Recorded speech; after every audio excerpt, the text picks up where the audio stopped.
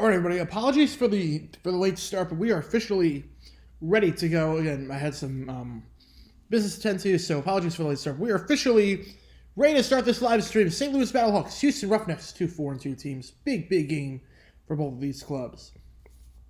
Thank you for tuning in. My name is Jerry9. Just need a quick sip of water before we start.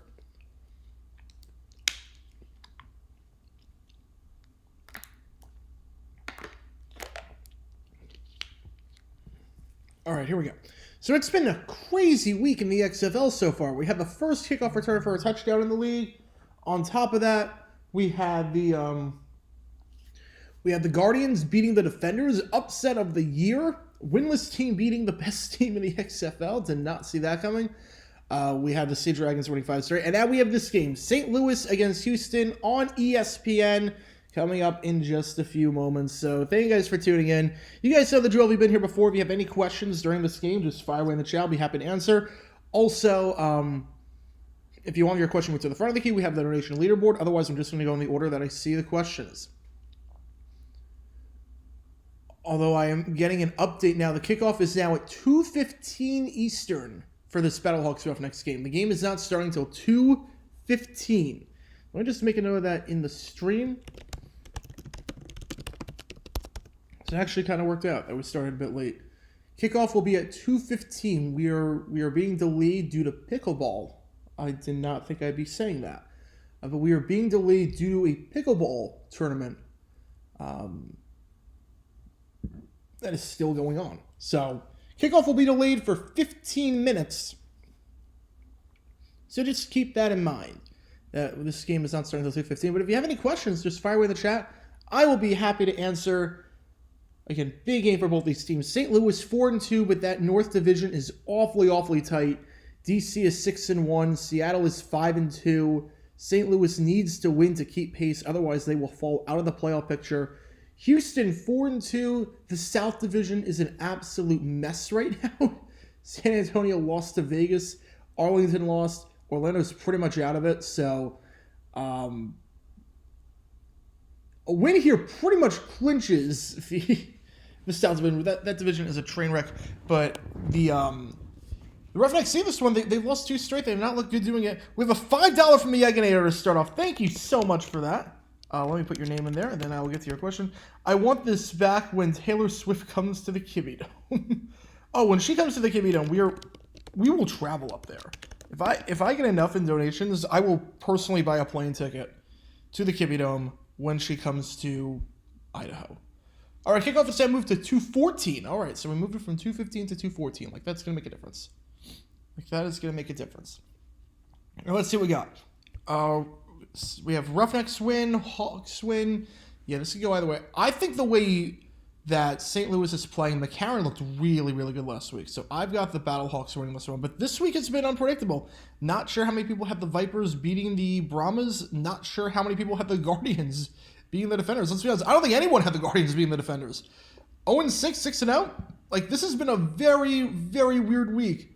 Had Seattle win, but other than that, I don't know. I don't think I've gotten a single game right this week. So this could go either way. I've got St. Louis winning this one with the way McCarron played last week. The way Houston's been struggling lately. I think the Battlehawks win this one, but it should be a good game nonetheless. Best game on paper this week, but then again, the DC-Orlando game was absolutely bonkers. Thank you for streaming this. I appreciate the work you do for the history of football. You are so welcome. Thank you so much. I love doing this. I love talking with you guys. I love interacting with you guys.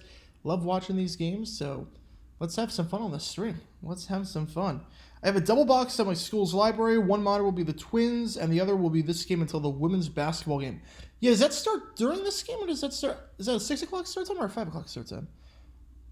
I mean, that's going to be a phenomenal game. Caitlin Clark is just beyond words.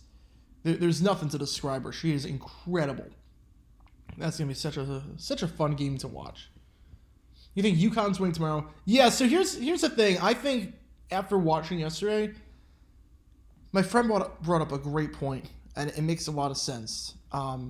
Usually teams that win on a buzzer beater in the Final Four or win in dramatic fashion like that, like the emotion that you're just happy to win that game like that, the game, it's not The game got delayed till 2:14. The game's not starting for another 10 minutes. There's live pickleball on right now, so there is no game right now. There will be a game. There is no game right now. There is live pickleball on. Game got delayed due to pickleball. So we are starting at 2:14. I'll actually make a note of that.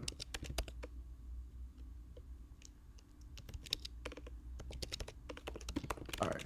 But some brought up a good point, and that is the fact that teams that win on buzzer beaters, they usually do not do well in the championship game.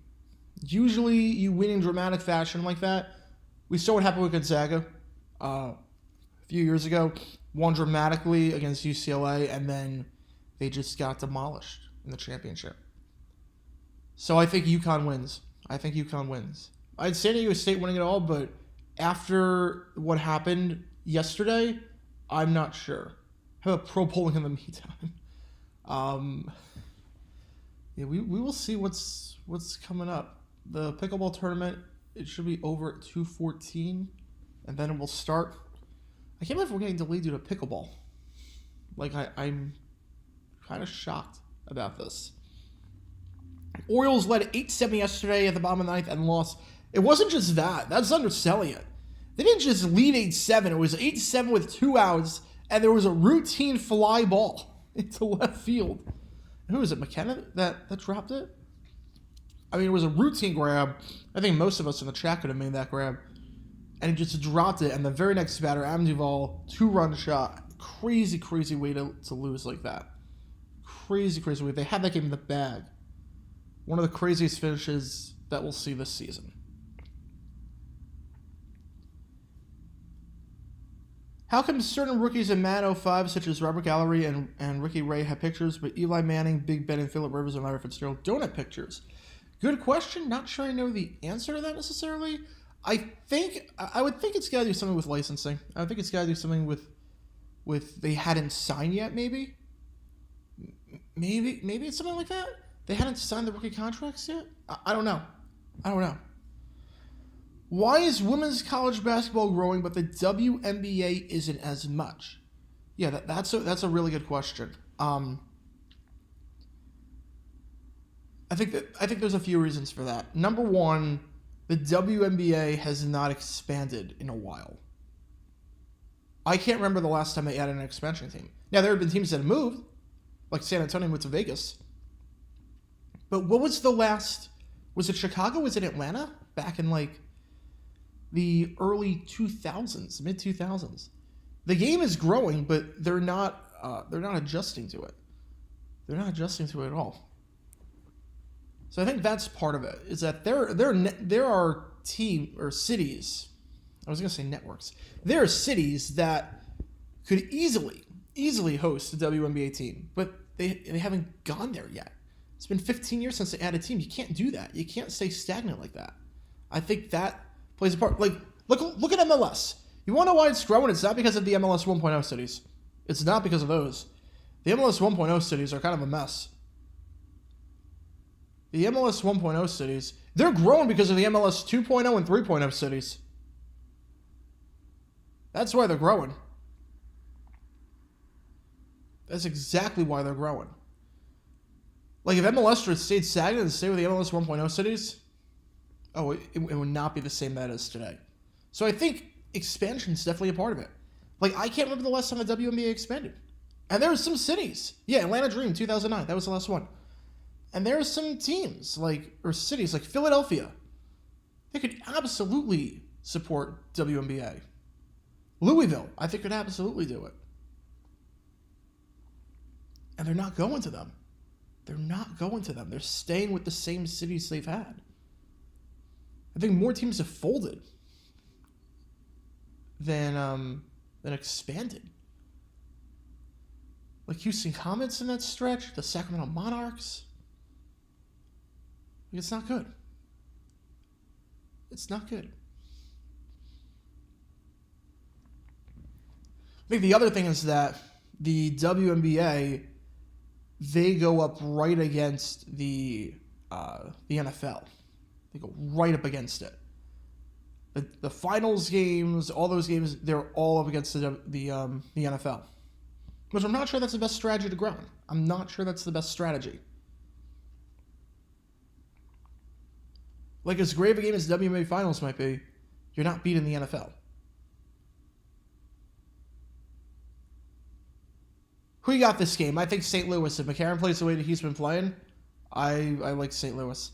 Houston, they just imploded last week against Stacey. So many penalties. They got to keep their composure this game. They got to keep their composure. Oh, I just realized. Did they play... I'm assuming they played best of 3. And we're only in the second set? Oh, boy. Oh, boy. All right, this one might start on ESPN Plus. Because this is I'm not sure when this is ending. Again, this game is on ESPN. This game is on ESPN. All right, Agassi Rock just got a point. Okay, good. 20-all. That's good. We need Agassi Rock to win. Albuquerque WNBA? Maybe. Cleveland had a WNBA team. They lost it. They had the Cleveland Rockers. All right. If you're watching this, you want to root for Agassi and Roddick. Again, this game is being delayed till 2:14 Eastern because of pickleball. I am not making that up. This game is on ESPN.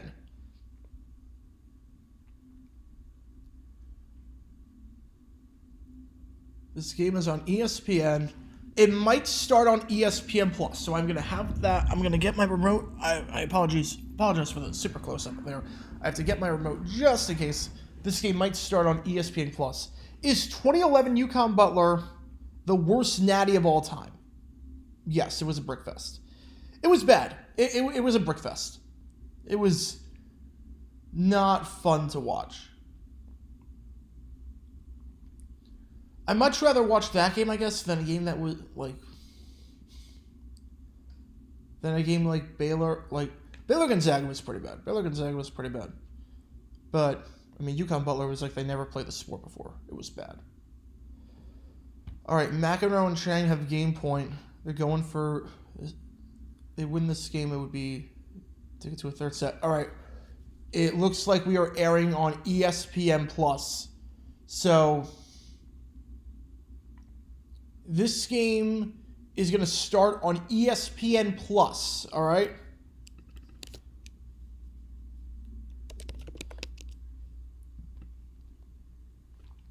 All right, so let me adjust my TV. This game is starting on ESPN Plus. XFL is being preempted right now due to pickleball. That is a real sentence. I'm shocked they're not starting on ESPN News. Like, I'm not sure what ESPN News could possibly be airing at this point.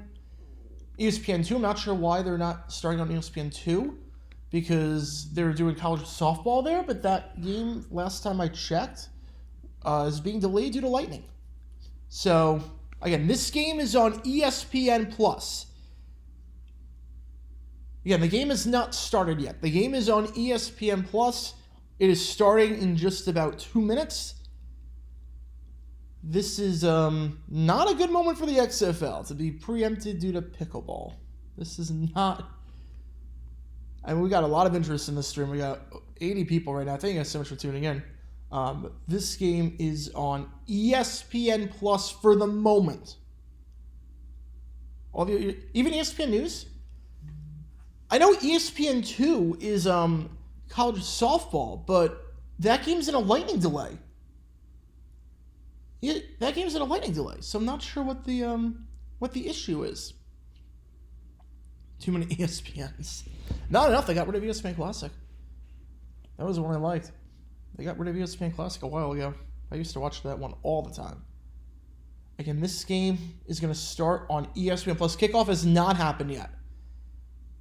I'm seeing a kickoff about to start. I see an event about to start. You don't get ESPN Plus. Ooh. And we are live streaming the XFL. St. Louis against Houston. Big game between 2-4-2 teams. This game has not started yet. It is going to be on ESPN Plus to start off. It is on ESPN Plus to start off. Nothing has happened yet. I'm getting a screen that says event about to start. Just another way so you're running on useless... I mean, look, ESPN Plus is good. ESPN Plus, what was it, like $8.99 a month? I mean, some of the regional TV deals, it's $20 a month for your one team, really. This is $8.99 for all the NHL games you want, all the soccer games you want, a lot of original programming. Like, I got nothing against ESPN Plus. I got nothing against them. ESPN News, NCC, Louisville, ooh. But ESPN 2, again, I'm not sure why it's not starting on ESPN 2. Because I think Oklahoma softball is playing, but that's in a lightning delay. At least last I checked. When I checked at 1:45, it was in a lightning delay. I'm not sure if it's still in a lightning delay now. Again, I'm seeing nothing on my screen. It says event about to start. The XFL Game Center has not updated, so just keep that in mind that this game is... Yeah, ESPN Plus is great for NHL and European soccer. It's worth it just for that alone.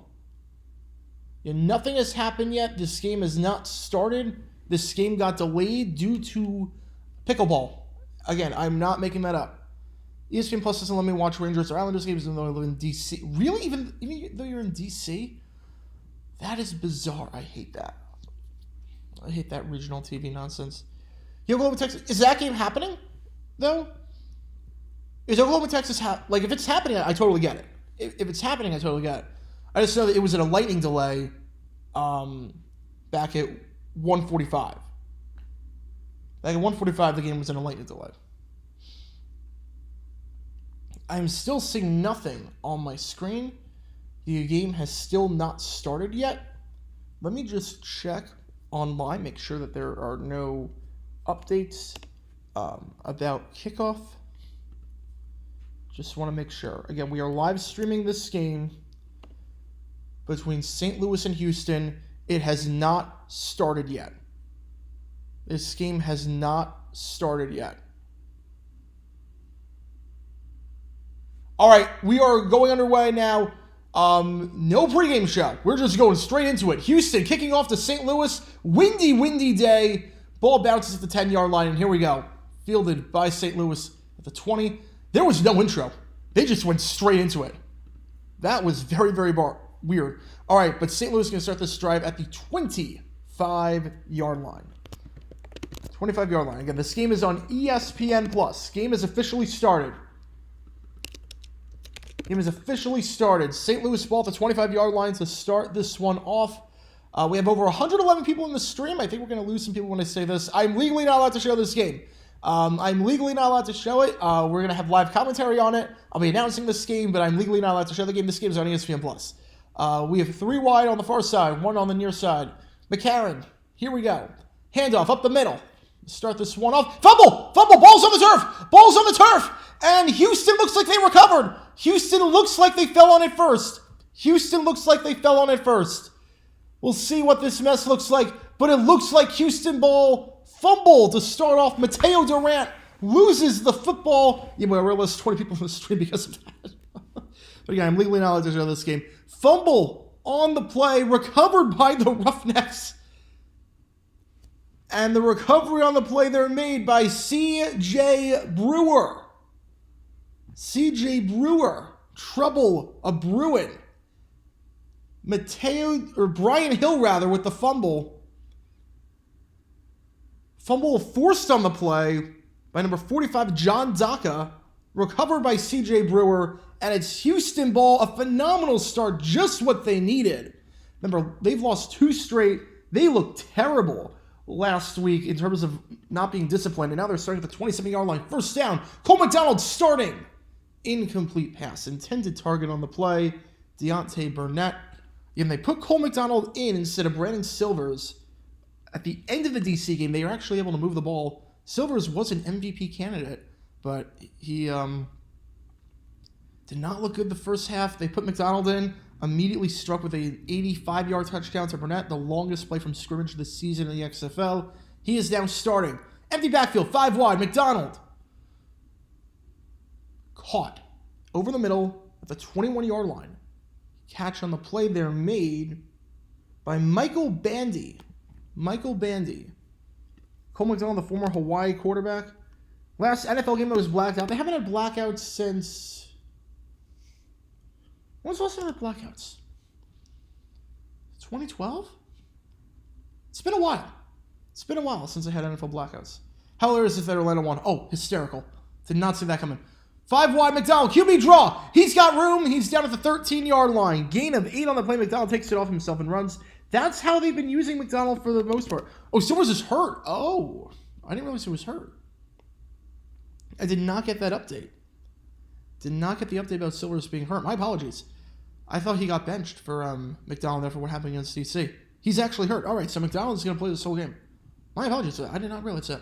All right, 4 wide. Borg in the backfield. First attempt at the 13-yard line. They've been using McDonald a lot for runs. Now it's actual QB. RPO. Keeps it himself. Read option. Gain of 4 on the play. Yeah, DC did kind of get screwed by that, playing Monday and then Saturday. Then again, I mean, NFL teams do that Sunday to Thursday. So, not the worst.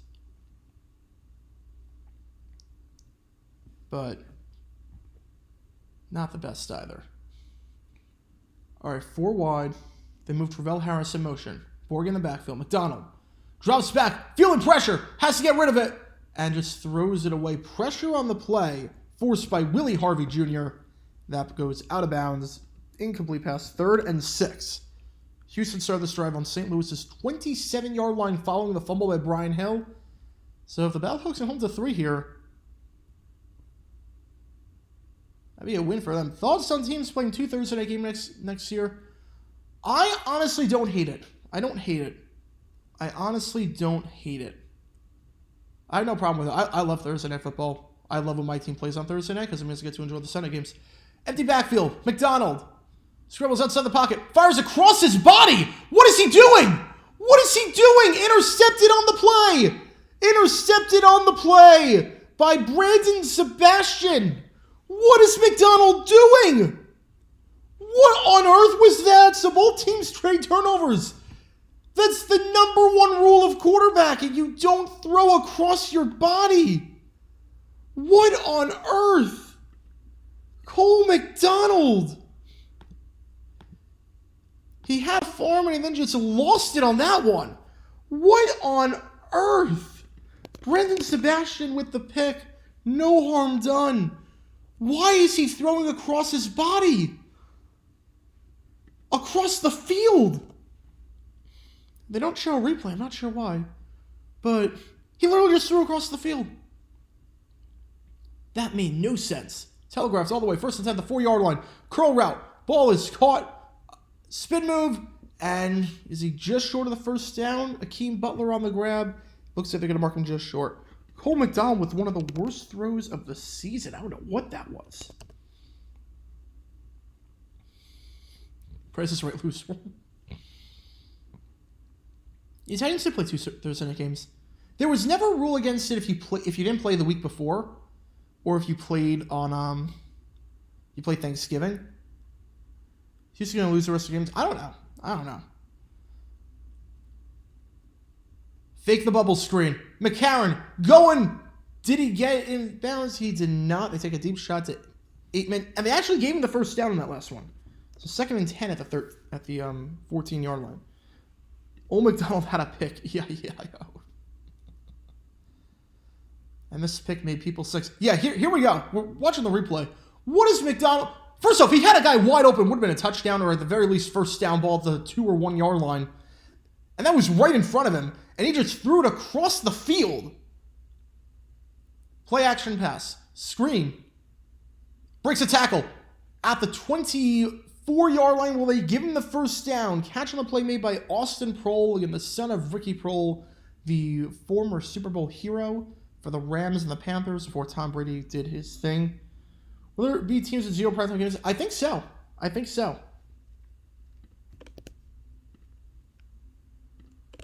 I think there will be. Which would stink. I think every team deserves one. Every team deserves at least one.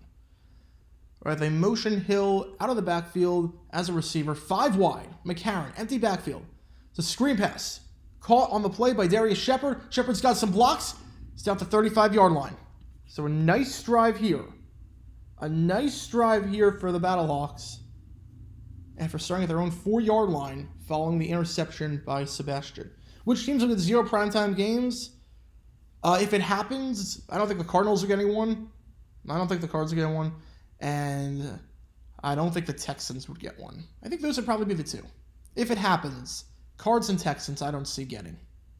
I hope the Cards get one, because otherwise I'm not going to any games this year. I only go to Cards games when they play on prime time, because I don't miss any Jags games. Handoff goes to Hill. His first handoff since fumbling on the opening drive, on the opening play rather. Gets about 2 yards there. Stopped there by Emmanuel Ellerby. So second and 8 ball at the 37-yard line. I have to wait for this pickleball tournament to get over for the air because I don't ESPN Plus. Yeah, I don't know what the was about. Also, right now, speaking of St. Louis, the Cardinals starting this game off with back-to-back solo shots. They lead 2-0. So St. Louis doing pretty well right now. St. Louis Cardinals are up 2-0 to start off.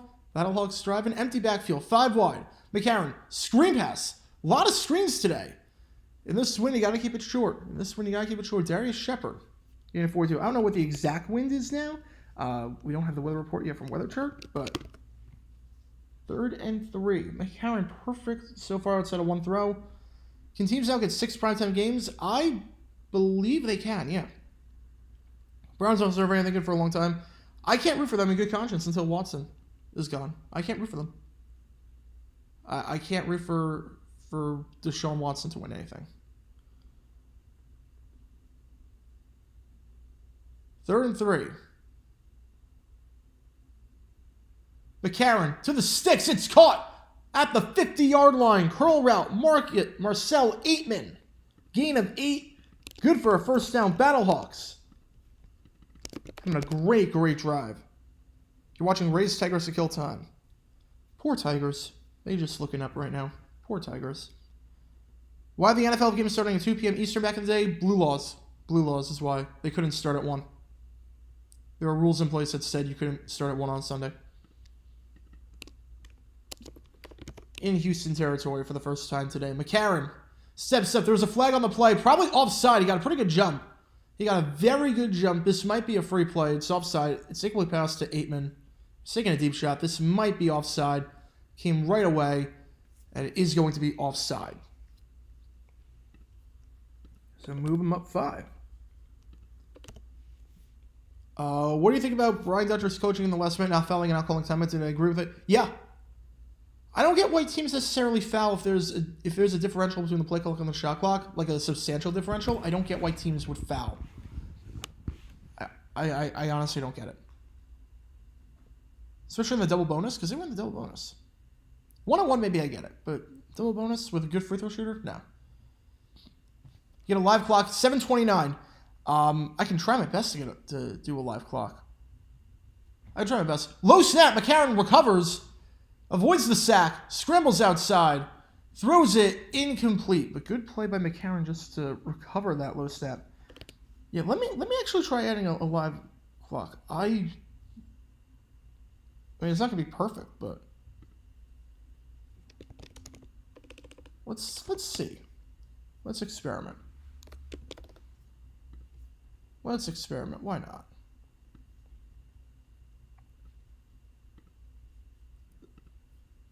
I have to do everything manually, so this is about the best I can do. But 7 minutes left in the first quarter. I'll update it like every few seconds. Well, if Mike Goldberg called 2014 Week 6 Lions Vikings, you're in for a treat. Brian Hill up the middle.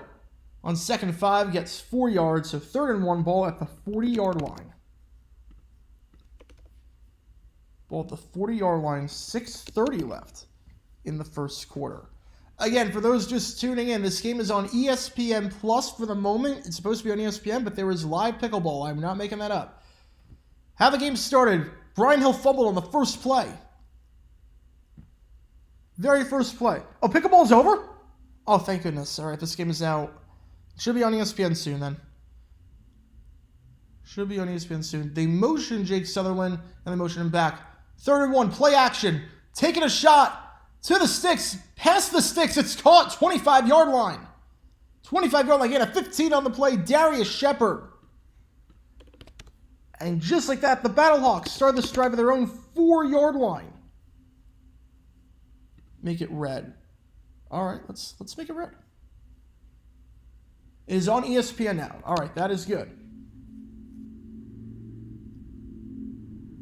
Will Al Michaels take his job seriously now? They're going to be less bad games. No. McCarron going deep. Wide open. I think the wind took it. Oh, incomplete pass. Darius Shepard was wide open on the post route. Would have been an easy touchdown. Instead, overthrows him by just a bit. Incomplete pass. 2nd and 10. Oh, man. Had him, too. Got by his man. Got by Carey Vincent Jr. And just a bit through his outstretched arms. Here's why I don't think Al Michaels is going to take a job seriously. Because he had a great game. He had an all-time classic of a game. He had Jaguars-Chargers.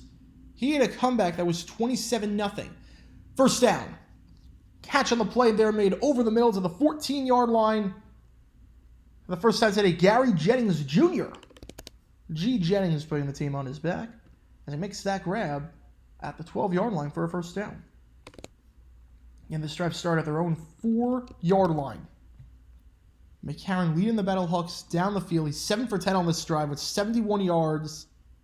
This is why he's the favorite right now for MVP. Played really well last week. Great start so far, even though he missed the touchdown throw. 1st and 10. One-on-one. He's got him. He's got him. What a throw. What a catch. Touchdown. Gary Jennings Jr. Back-to-back catches. And literally at the same exact time, the St. Louis Cardinals hit a home run to make it 4-0. It is all smiles in St. Louis as the Battlehawks take a 6-0 lead. McCarron to Jennings. 96-yard drive took over 8 minutes on the clock. 4:18 left. Again, Houston could have had a phenomenal start, but McDonald threw across his body, across the field. The Cardinals sin. And then the Battlehawks go 96 yards, going for 2. Again, this North Division, St. Louis needs this win. They're 5-2, and the Sea Dragons are 5-2, and the Defenders are 6-1. It's going to be an interesting 3 weeks fighting for those 2 spots. Is UConn a blue blood if they win tomorrow? I think so. McCarron. I don't know where that throw was going. It was going to the flat, but it was going to be behind the line of scrimmage. I'm not sure what the idea was there. Ellerby with the bat down. With 4:18 left in the first quarter, St. Louis off to a very good start. They erased the mistake on the Brian Hill fumble, and McCarron one-on-one to Jennings for the touchdown. Gets by his man, John Brannon. So a great start for the Battlehawks. They lead 6-0. Now let's see what's happening in the chat. But the thing with Al Michaels, taking games seriously. Problem is that he didn't take the Jags-Chargers game seriously. He called that with the enthusiasm of a 95-year-old grandma on death row. Or dying, rather, on her deathbed. I shouldn't say death row. On her deathbed. That's what I meant to say. That's what he called that game with. His call was so bad that NBC in the promo for Jaguars Chiefs didn't use his call. They used the Jaguars radio call. That's how bad it was. I think Al Michaels is just phoning it in, and it's actually kind of a disgrace to the game. And you shouldn't have to have good games to take your job seriously. You shouldn't have to have good games to take your job seriously. People are taking their time out of their day to listen to you. They're taking time out of their day to listen to you.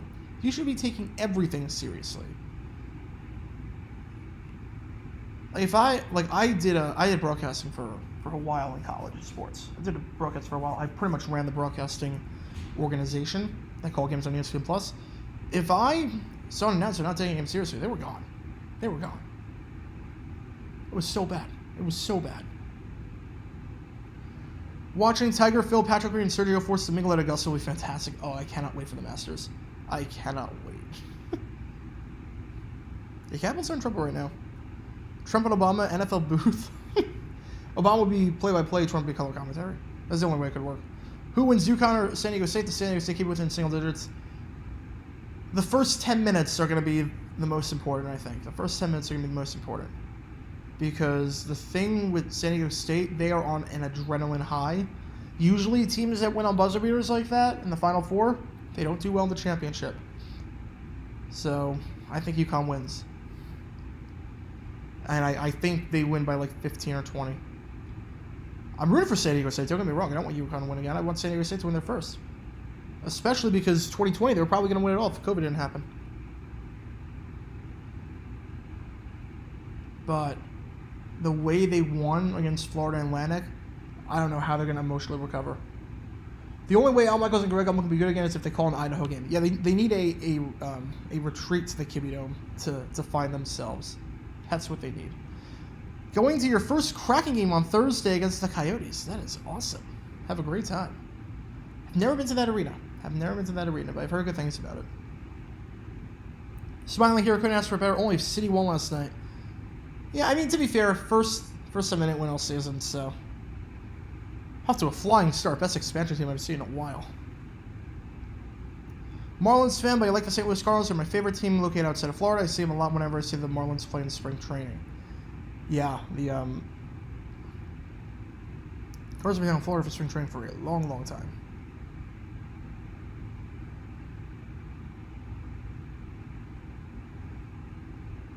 All right, kickoff time. 4:18 left. We have a clock now.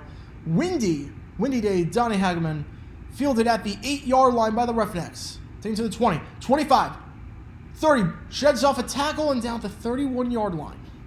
31-yard line. Return on the play by, it looked like Garrett Owens on the return. So 1st and 10 for the Roughnecks. Ball is at their own 31-yard line. Start off again. Their last drive ended with Cole McDonald throwing a very, very bad interception. Why did NHL go to ESPN instead of CBS? I think it was the fact that ESPN could nationalize the TV deals, and they could show every game. 1st and 10 to 31. Handoff. Borgie. Ball came out the very end, it wasn't Borgie on the handoff, it was Bryson. He was down beforehand, but I think it's going to be a loss of 1. I passed out before halftime during Jags Stars. I think it was because of Al Michaels. He was bad. I didn't know it at the time because I was at the game, but I listened to the highlights. I listened to him afterwards. I watched the broadcast. He was terrible. McDonald slides to the 34-yard line. Was there a late hit? There was not. Houston wanted it. Gain of 3 on the play. McDonald slides, picks up 3.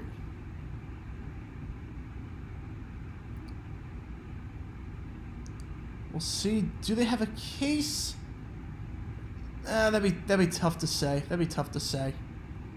didn't lead with anything. He's just trying to avoid him. That didn't look bad. 3rd and 8. They only say he got 2 on that one. 3rd and 8, 33-yard line. Only rushing 4. McDonald.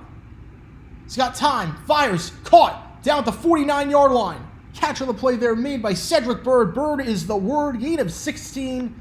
And good for a Roughnecks first down.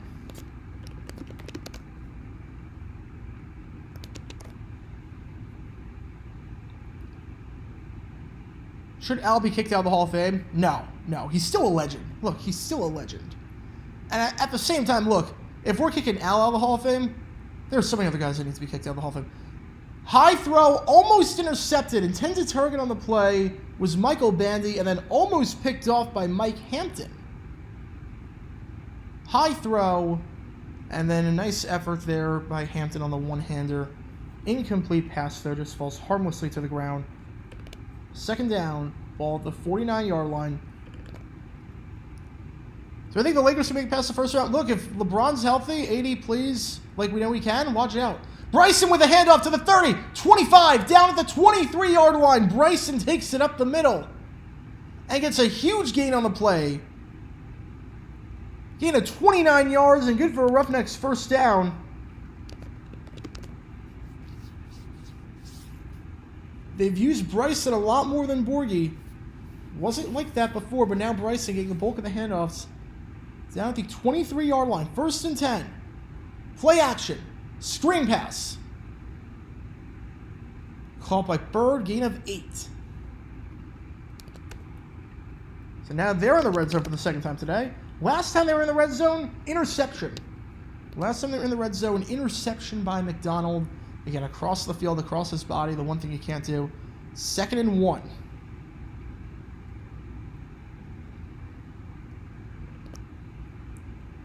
Ball at the 14-yard line, they're going to mark it. Very good spot. Handoff goes to Borgie. Needs a yard, he got it. Tackle on the play there made by Willie Harvey Jr. Good for a first down.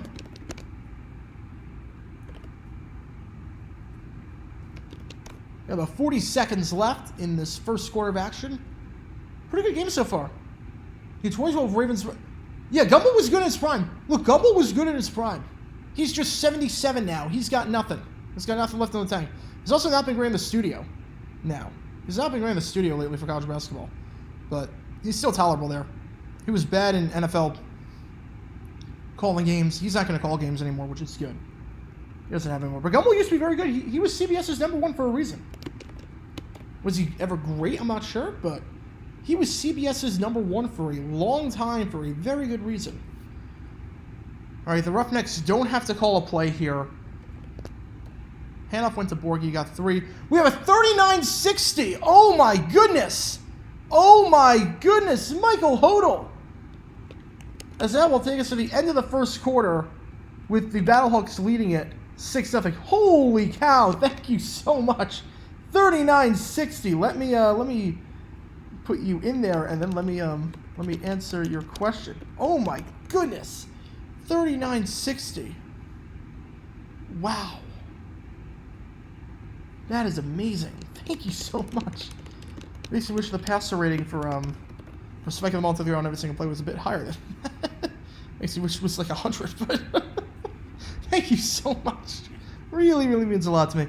Hey JJ, hope you're well as always, brother. I'm doing well. Look, we're watching football, we're having a good time. And it's been a fun week. I was at the Bananas game last night, which was awesome. Not a Patreon member yet, but video suggestion. Steelers cutting Brent Jones, who went on to be a 4-time Pro Bowler with the 49ers. I've been thinking about that one for a while. I've been thinking about that one for a long, long time. So, we might get around to that at some point. We might get around to that. But thank you so much. We got a lot of interesting stories coming up on the channel. Had one come out today about the 49ers. It was about a player, Abe Woodson, who used to be a cornerback. They moved him in the middle of the season. Moved him in the middle of the season to wide receiver and took him off of cornerback. And it backfired very, very badly. So that was today's video. We'll go way back. It was like 1961. It was good. I like doing videos from the early 60s. A lot of interesting stuff to happen there. But thank you so much for the 3960. Thank you so much. Man, that means a lot. Thank you so much. Oh, man. Why do you think the Rays... Okay, Rays Root Natural is more likely to get me a new ballpark downtown. They've been trying for a new ballpark for years. It just hasn't happened. There have been so many proposals and whatnot, it just has never materialized. That's why. If Al wasn't replaced by Tirico, would he have still phoned it in? No. I mean, yes. Like, he was starting to decline a bit with NBC, but now he's just given up. Broncos-Colts game broke Michaels, yeah. Probably. That game was barely football. That game kind of broke him. I wish the NHL got back to Fox instead of TNT. I'm fine with TNT. I think their coverage is pretty good. I think TNT's coverage is pretty good. It's ESPN's coverage that isn't great. The Devil Rays, why they changed their name? I think because they hate fun. They hate fun. They wanted a rebrand. What Al do now? Oh, no, he's just bad now. He's just a bad announcer now. How many games are the regular season? 10. 10. Have to say, it's nice to see professional football back in Houston. It's been a while since they had pro football. It's been since the 2019 season since they had it. Is 1998 Super Bowl 38 a long time? 1998 Super Bowl 38 a long time? I sure hope not. I sure hope not. I'm guessing I would say yes because there's no one really that's active from that time period. I think the moment everyone retires from that period, you can say a long time. So, just makes me feel old. Makes me feel old if that's a long time. Makes me feel old. Once you get more safe, you can make 158.3. Oh my goodness. Oh my goodness. Thank you so much for that. How's Toronto score 3 runs like that? Like they did on Friday. A lot of bloop singles. Or bloop plays into the outfield. It's been a crazy series so far. Fun to watch. Second set at the 10-yard line. McDonald going end zone. Pass interference on the play. Intended target on the play was number 10, Justin Smith, but there is going to be PI. And it looks like the PI is going to be called on the Battlehawks on number 25, Lucas Dennis. Pass interference, where they're going to mark it. Nice effort there by Smith to haul it in. But they're going to call it actually on Mike Hampton. So my apologies. Lucas Dennis was the safety that came in. Deliver the hit, but it was Hampton getting called for the PI. So first and goal. Can the Roughnecks take advantage of this? They couldn't take advantage of it the last time they had a goal to go, or red zone situation. First and goal at the 1 yard line. 1 yard line. Handoff. Goes to Borgie. Borgie is stuffed. Borgie, nothing doing today. He's really the power back. Bryson's the speed back. How does spiking the ball to the ground equal 39.6, which is worse than 0? That's just how it is. It means you also didn't throw an interception. That's why. Interceptions lower your rating. So if you go 0 for 10 but throw a pick, you're at 0. But basically they say you have a better pass rating if you throw incomplete passes versus nothing. Second goal, they give it to Borgie again and nothing doing. So third and goal at the 1. It's basically the idea that if you throw nothing but incomplete passes, but at least you didn't turn the ball over. It's basically that idea. 2 handoffs to Borgie, they go nowhere. I think probably go shotgun here, go RPO. Have McDonald keep it himself. That might be the play here. They're going to throw it into the flat. Easy pass, easy catch, touchdown. Deontay Burnett. Picking up right where he left off from last week. Touchdown for the Roughnecks. We're all tied up at 6 apiece. 13:34 left. And the Roughnecks answer the Battlehawks' long touchdown drive with a touchdown drive of their own. Burnett. They couldn't punch it in. The last 2 plays, handing it off. But they get it there. Third time is the charm. Thank God the quarterback plays better early in the season. These super coaches are playing. Yeah, I mean, look, teams have changed their QBs now. So Dormady looks good for Orlando. McClendon looks good for Vegas. Quarterbacks have been playing a lot better lately, which is fun to watch. No one likes bad quarterback play. They're calling an option play. Botches it. Fumble. Scoop. Can he score? No, he cannot. Tackle at the 19-yard line. Battlehawks could have returned that for 2. Figure maybe if you lateral it, if Mike Rose lateraled it, maybe you could have had something, maybe. But Mike Rose recovers that fumble, and we're all tied at 6 apiece.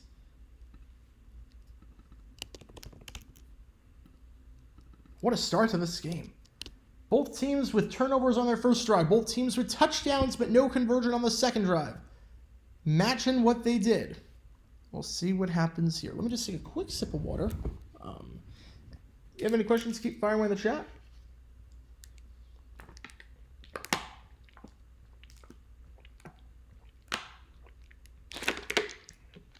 Drake and Josh with Drake could play-by-play Josh at color is how I would think he would do it. See, I think the opposite. Because I look at play-by-play as you can be a bit more of a character with color commentary. But play-by-play, I think of as very serious, very smart, very knowledgeable right away. So I would say Josh probably would be the play-by-play person. I would probably say that. I'm not sure I could see Drake narrating a game like Josh can. Why doesn't FS1 air an NFL game that isn't airing on Fox in the same region with CBS and CBS-SN?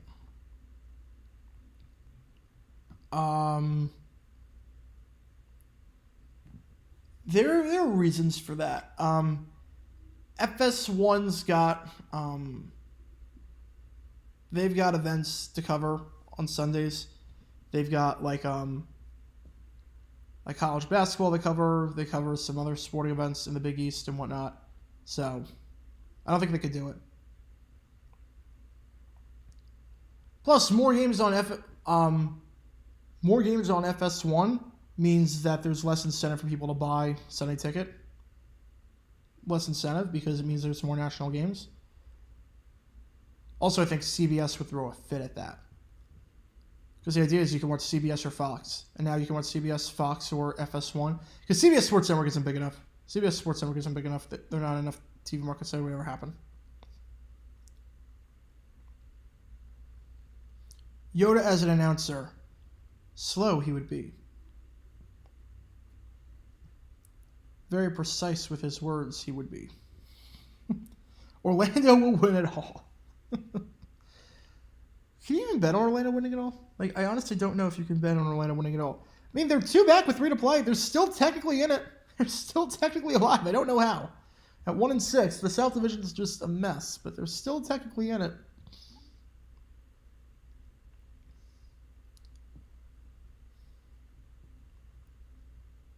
Who got UConn, San Diego State?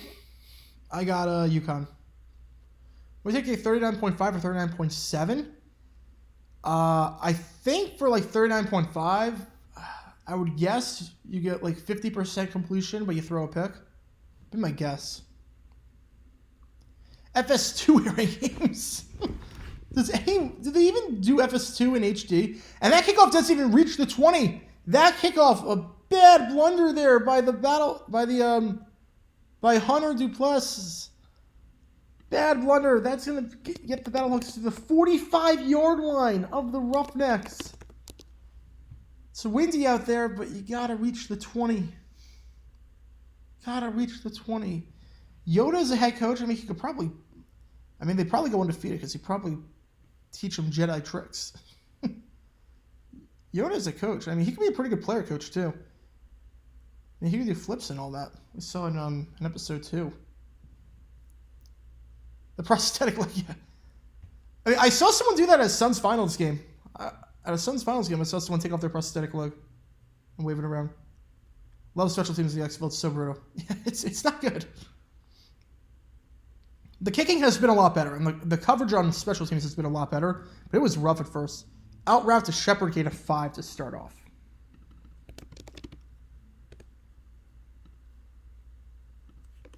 Again, they get it at the 45-yard line because the kickoff did not reach the zone. Not reach the zone.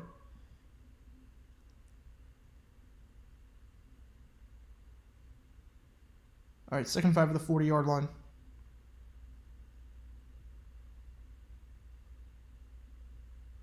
And McCarron's going to have to call a timeout. For those wondering what those boxes are, 3 red boxes indicate timeouts. The 1 blue box indicates a challenge. You can challenge anything at any point during the game, including penalty. Least surprising blowout, 20 or 29. I mean, they were both not surprising. They both played in the regular season, and both games were ugly. They were terrible. So I would say both games were not surprising blowouts in the slightest bit. 20 always felt like, even in the pregame, 20 just felt like a coronation. Like the Bears had already won. It felt like a coronation. Besides Jags, who do you want to see win their first Super Bowl the most? Look, being in Arizona, Cardinals. Being in Arizona, I would say the Cardinals. Arizona sports have had it rough. Let's be honest. Arizona sports. 1 title ever, and that's the D-backs in 2001. It's the only title they've ever had.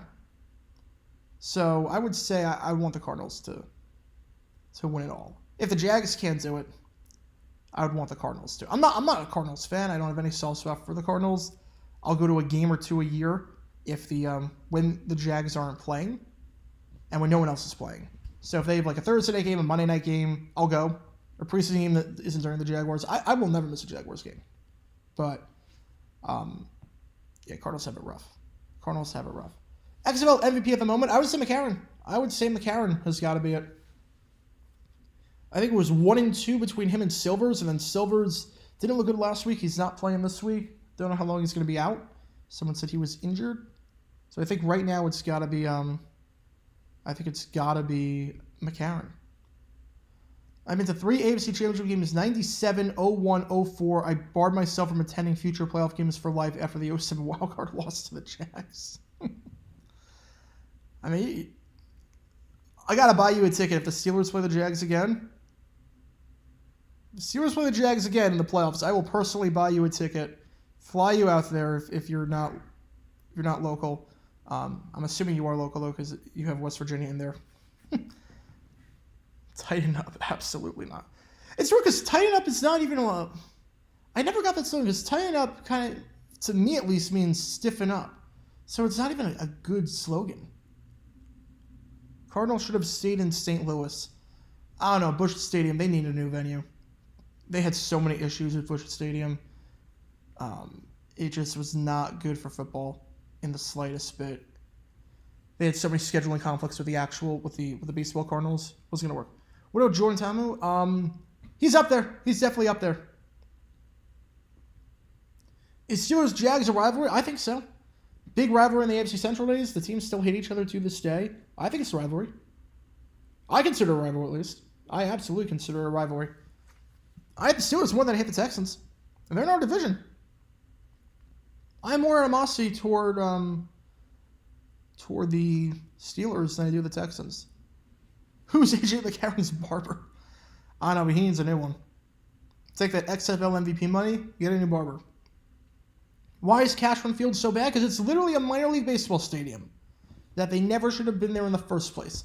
Empty backfield, 5 wide. We're back. 2nd and 5. McCarron fires bit low, and it is dropped by Akeem Butler. The Butler could not do it on that one. Would have been a first down. A bit low on the throw, but still a catch you got to make.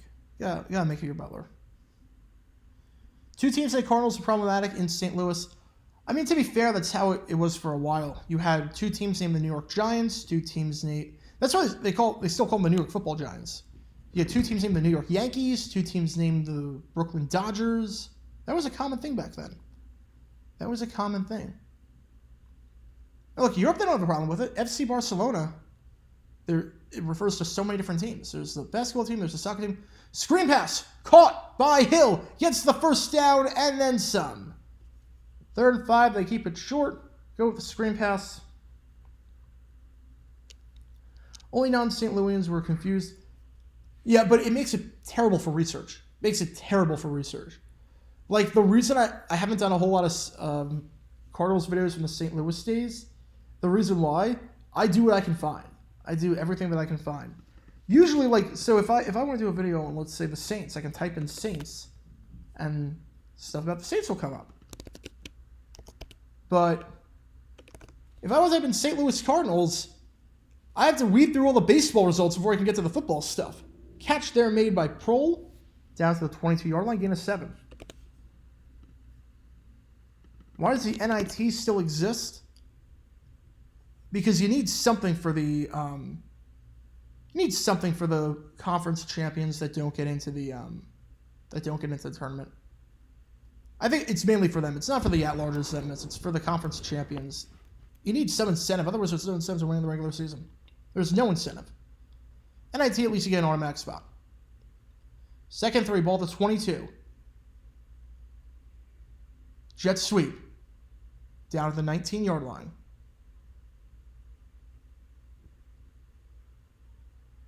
Is Mitchell Jr., Stephen Mitchell, being motioned like that on that jet sweep. And now the Battlehawks are back in the red zone. Why do oil money nations own soccer teams? Because they have money. I think soccer stopped caring about that a while ago. Are the 96 Pats the most forgotten AFC champ and the 2000 Giants the most forgotten NFC champ? Well, the 6-6 bowl games exist for TV purposes. They exist for TV purposes. McCarron firing a shot to the end zone. Incomplete. Looking for a flag. Marcel Aitman. I think he's going to get one.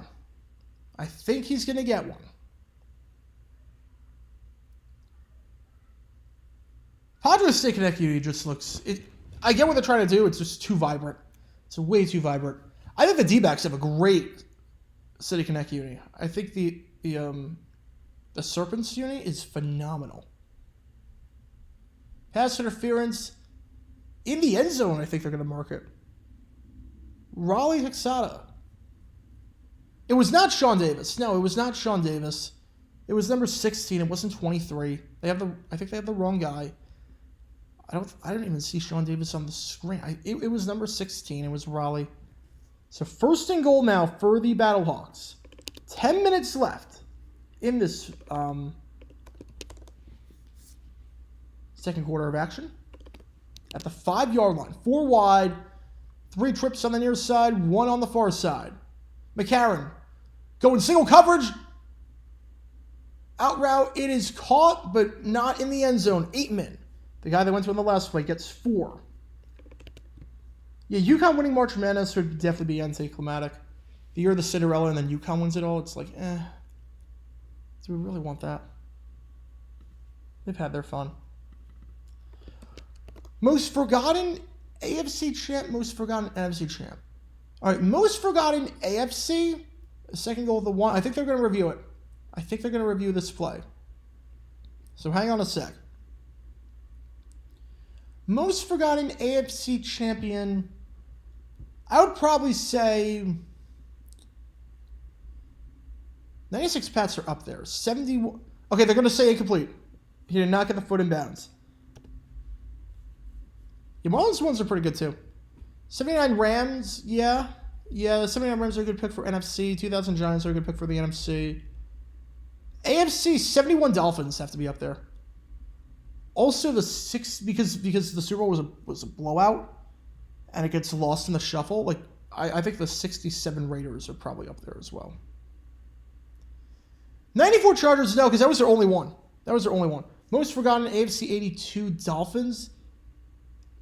You know what? 82 Dolphins, I'd probably say yes. Because most people cannot name the starting quarterback for the Dolphins for the 82 Super Bowl. Most people cannot name him. Second and goal. At the 5.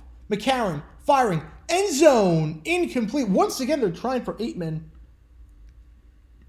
Back-to-back throws to Aitman on that same route. Coverage on the play there made. But I don't have a 22 on my depth chart, so I cannot make out who made the stop there. I don't have a 22, so my apologies for that. The 82 Dolphins are probably a good one because I'm not sure how many people can name anyone on that team. Like, any casual fans, I should say.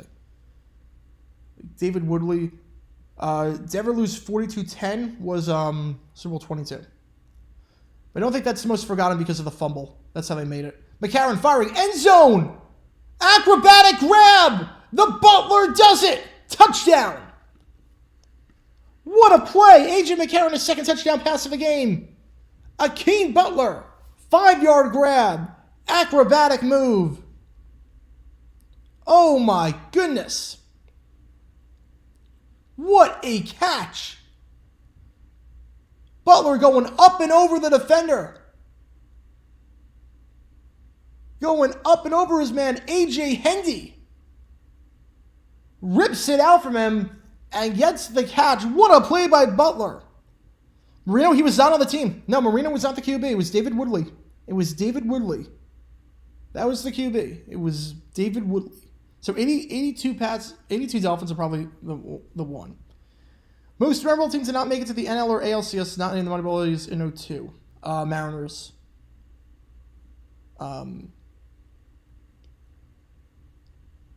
McCarron firing. End zone. Butler. Give him an octopus. Give him the octopus. Yeah, the Mariners made the ALCS. Give him the octopus. Most memorable, not named the Moneyball is. That's tough. I'm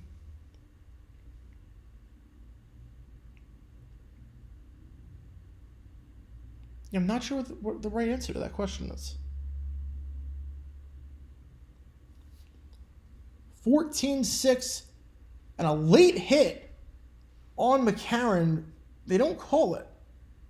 Devontae Beckett got kind of drilled there. McCarron, 13 for 19, 117 yards, 2 touchdowns. Drive start because Houston couldn't get the ball into the zone on the kickoff. And St. Louis started at the 45-yard line. 8:22 left. Battlehawks lead. 14-6. It was David Woodley. 1982 AFC Championship was so bad both teams drafted first-round QBs immediately after.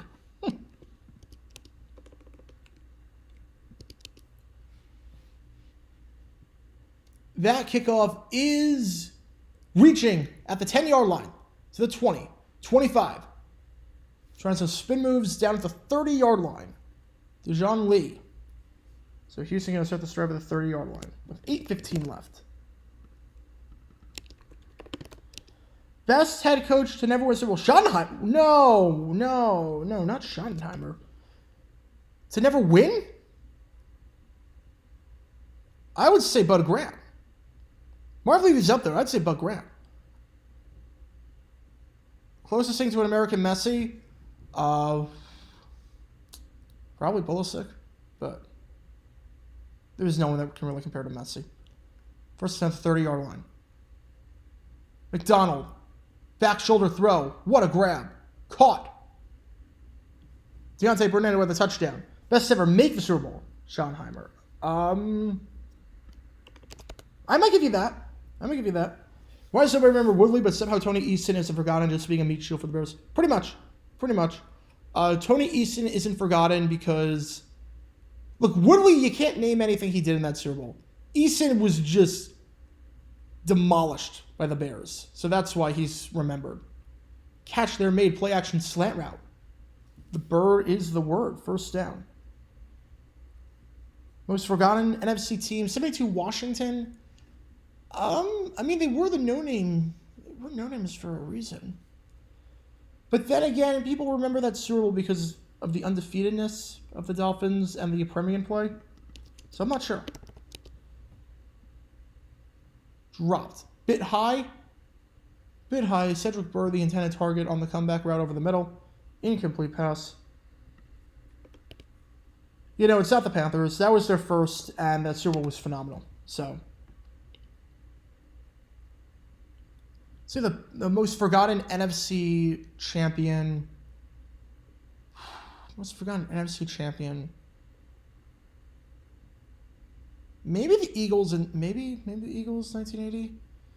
Borghi breaks a tackle. 30, 25 down at the 21-yard line. Max Borghi. That's more like a gain of 23 on the play. Good for a first down for the Roughnecks. He got stuffed on the goal line on back-to-back plays on the last drive. 2000 Giants are up there for sure. I think most people forget Kerry Collins was a Super Bowl quarterback at one point. Why is Messi going to return? I don't think it's going back to PSG, and I think Barcelona, I think they can make some moves now. So you know about the bird? Everybody knows about the bird. Play action, McDonald. Oh, they had that play develop beautifully, but the throw to Ravel Harris is way off. McDonald trying to hit him on the run, an incomplete pass. 2018 Rams, honestly, is not a bad pick. Honestly, 2018 Rams might be the winner. Especially 10 years down the road. 2018 Rams, nothing really happened in that Super Bowl. People will forget that Jared Goff played a Super Bowl because they got Stafford later. 2018 Rams is not a bad answer. Delayed handout goes to Bryson. Bryson's got some room. They tried that play earlier in the game on the last drive. The delayed handoff on second down to Bryson, and it worked tremendously, and it works tremendously there. Down to the 9-yard line. First and goal. This has been a fun game to watch. Will the 1970 Cowboys count since that one was forgettable? Honestly, yeah. Because Cowboys, I think people, if you ask the casual fan who started the Super Bowl, they would say it was Roger Staubach. But it wasn't. It was Craig Morton. Handoff. Flag on the play in the backfield. You're probably going to get holding here, so back him up 10. Most forgotten World Series champion since 1990. Might be the Marlins in 97. Even though that World Series was great, I think because the Yankees won in 96, 98, 99, and 2000, it might be the Marlins.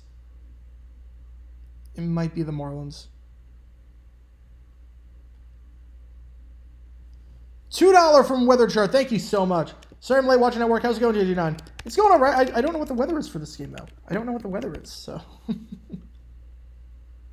Thank you so much.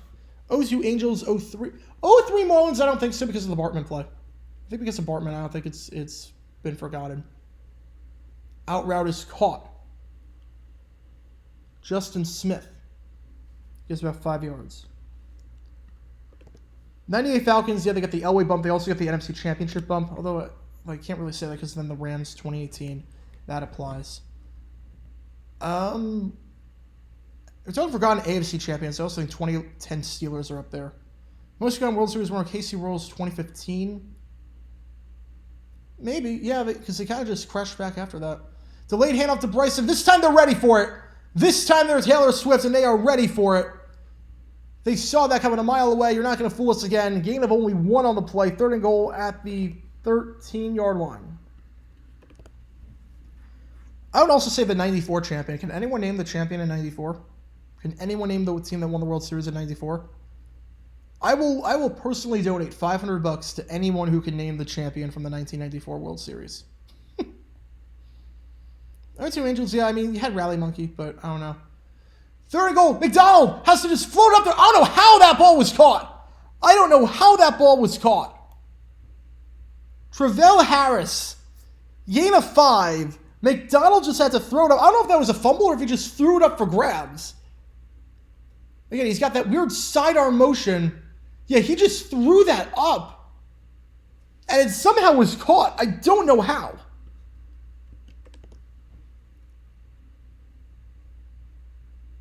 I know there was no champion. That's why I said I donate $500 if you could name the champion. It was a trick question. The commissioner. 25-yard kick by Hunter. Kick is up, and it is good. Looked dicey for a second, but it is good. 3:04 left. 14-9 game. Again, St. Louis started this game with the ball. So we have action everywhere. The Cardinals just hit a 2-run shot, too. Nolan Gorman with a 2-run bomb. 7-3. There in 14-9 Battlehawks. Nobody, not even Caillou. It was the Expos. Look, I wish it was the Expos. It was not the Expos. World Series of Poker. 2007 Pats, most forgotten AFC champion. What did they do? They did nothing of note. No one remembers the 07 Pats. No one remembers them. Oh, it should have been the Expos. No, it should have been the champion of the AL West. The AL West was phenomenal that season. Should have been the Texas Rangers with their AL West lead. Or were they 10 games under 500 and they were leading the division? Roughnecks are in trouble. Anyone agree 2 losses in a row now and losing at home at half? Title aspirations are in trouble. But are they in trouble? The South Division is a joke. They're not in trouble. That's the thing. The Renegades are terrible. They have no offense to speak of. They are 3-4. The Brahmas just lost to Vegas. I don't know how long Bankert's going to be out. They're 2-5. And the Guardians are 1-6, and 2 teams make the playoffs. The Roughnecks are fine. The Roughnecks are fine in terms of making the playoffs. They're fine. If 1982 was a full season, which playoff teams from that year would have not touched the playoffs if the season was normal? All right, let me think about that. All right, that's a good question. So we're thinking of 5-game where 5 teams make the playoffs that year. In the AFC, there was dysfunction with the Patriots that year. Ron Meyer, that team was falling apart at the seams. They hated Ron Meyer. So I think that would have collapsed at some point. He was pushing those players so hard, and I don't think over the second half of the season it would have worked out. So I think the Patriots would have missed. I think the Bills probably would have made it. I think, honestly, the Bills probably would have made it that year. I don't know what happened at the end of the season, but I think the Bills, over the course of a 16-game season, they would have been fine. Seahawks also played pretty well after McCormick was named the head coach over Jack Patera. But then again, do they fire Patera after 2 games? I don't think so. Bradshaw was inconsistent that year. All right, Miami definitely makes it. The Jets definitely make it. The Bengals definitely make it. The Raiders, Chargers. So yeah, those are the 5 in the AFC that would make it that year. NFC, Washington, they still make it. Dallas still makes it. NFC Central. Oh man, not really any great teams that year in the Central. I think honestly the Saints might make it that year in the West. The Saints with Bum might have made it in the West that year. Kiko Field at the 15-yard line, 25 down at the 28-yard line. So I think the Saints would have made it. They would have won. No, wait. The Niners. The Niners would have. No, Niners would have made it. Niners would have made it. The strike kind of killed them. Niners win the West that year, and the Cardinals make it as a wild card, and I would guess Minnesota probably wins the Central. That'd be my guess. If 82 is a full season with regular rules, that'd be my guess. I think San Fran, there's no way they would miss the playoffs that year. It's a fun hypothetical, though. The 03 Tigers' most forgotten AL pennant of the century. Oh, they won something all right. They won something all right. Brian Hill, gain of about 9 on the play. And the Battlehawks have 2 timeouts. There's 2:45 left. Fun game, back and forth. No 3-and-outs, which was fun to see.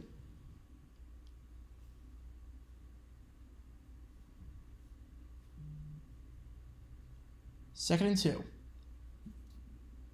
The motion pro. McCarron, handoff, Hill, sidesteps, then gets the first down, ball at the 45-yard line, getting a 9 on the play. Brian Hill had that fumble on the first play of the game, but he's actually playing all right now.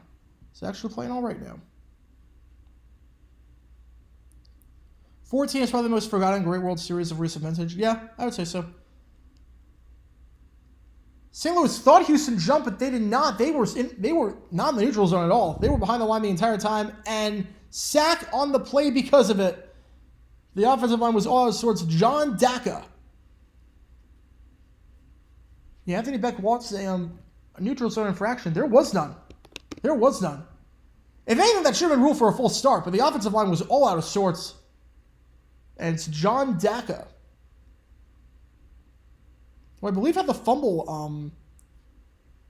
He forced the fumble on the Brian Hill play, on the first play. So 2nd and 13, we're at the 2-minute warning. The clock rules now are the clock stops on everything.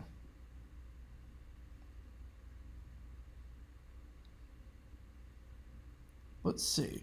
Devin Hester kickoff return and saved the... Oh, yeah, he saved him badly from being in this combo. 06 Bears would have definitely...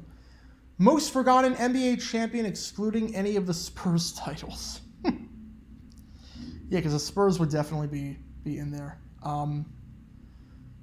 Most forgotten NBA champion. Does anyone remember the 98 Bulls? 97-98 Bulls? Does anyone remember them? It's not like a documentary on them or something. Most forgotten NBA champion.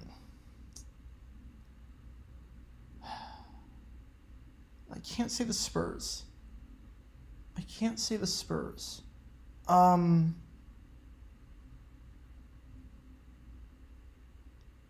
Man, that's tough. I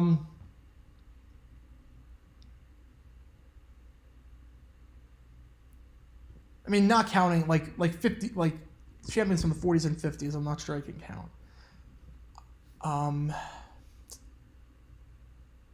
Most forgotten champion. Man, that's a tough one. That is tough.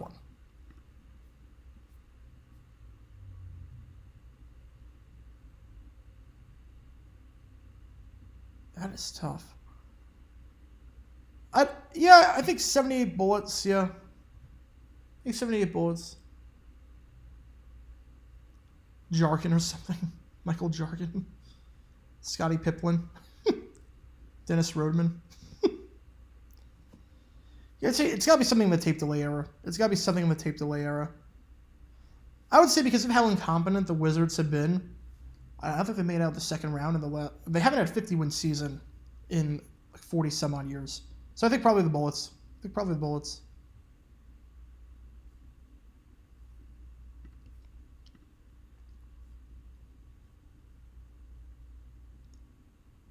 I think the Yankees were leading the East. Yes, they were leading the East. Rays pulled Jeffrey Springs today after 6 no-hit innings against the Tigers. No surprise, he's a reliever turned starter. The Rays was out 100-pitch starter. I get it. I hate it. I get it, though. I think MLB needs to figure out a way to incentivize no-hitters in perfect games. Because we've seen so many players get pulled from a no-hitter in a perfect game. I think we need some way to incentivize it. Oh, no, the Raptors are not forgotten. Because they beat the Warriors. They're not forgotten. There needs to be some way to incentivize it. I think what you do, if a team throws a single pitcher throws a perfect game, that team gets a first-round pick. If a single pitcher throws a no-hitter, they get a second-round pick. I think that would incentivize things. Yeah, tape delay era. Yeah, that's the era where NBA games aired on tape delay. The finals aired at like 11:30 at night on CBS on tape delay. McCarron, sacked for the second straight play. Will Houston call a timeout? Will Wade Phillips burn his timeout? He's got 3. Trent Harris on the play. Not calling timeout. This is questionable on Houston's part. You would think you would call a timeout here. You would think you would absolutely call a timeout here. 3rd and 17. They're not going to do it. 90 seconds left. I'm not sure why they're not doing it. You want that ball back if you're Houston. You want a chance to double up. 0-6, I mean, they came back against the Mavs, so I would say so. Yeah, St. Louis taking their sweet time. They have no need not to. Screen pass. Ball's caught. 40. 45. He's got some blockers, actually. 50. Down at the 47-yard line. All right, things just got interesting. Ball's at the 47-yard line. We'll see. St. Louis is going to call a timeout, but Houston's not going to call a timeout either. Because if Houston calls timeout, you think St. Louis is going to go for it, and then that's less time there. Now it's an interesting chess match. I don't know why Houston didn't call a timeout before on 2nd down. 4th and 2 at the 47-yard line. It looks like they are going to go for it. Not sure I agree with this. I would just punt this one away. Go into the half up 14-9. But McCarron taking a deep shot on 4th and 2, and that is incomplete. And that is why I would have punted the ball there. I don't hate the aggression, but you're up by 5. Houston gets the ball to start the half. I would have absolutely punted the ball there. Go into the half up by 5. But now Houston gets the ball their own 47-yard line with a chance to double up. We have a $5 from Eganator. Thank you so much for that. All right, trivia question. Let's see. 3 times the NBA champion and March Madness championship came from the same state the same year. Can you name them? Whew, man. That's going to take some thinking. Oh, man. St. Louis is challenging the play. Guess they're challenging for a late hit? Guess always break. Let me think about that. All right, so one I definitely know. 06, Miami Heat and the Florida Gators. That one I know for sure. So that one's a given. We know that. So Florida, Miami, 2006. The others. Let me think about this. That's a good question.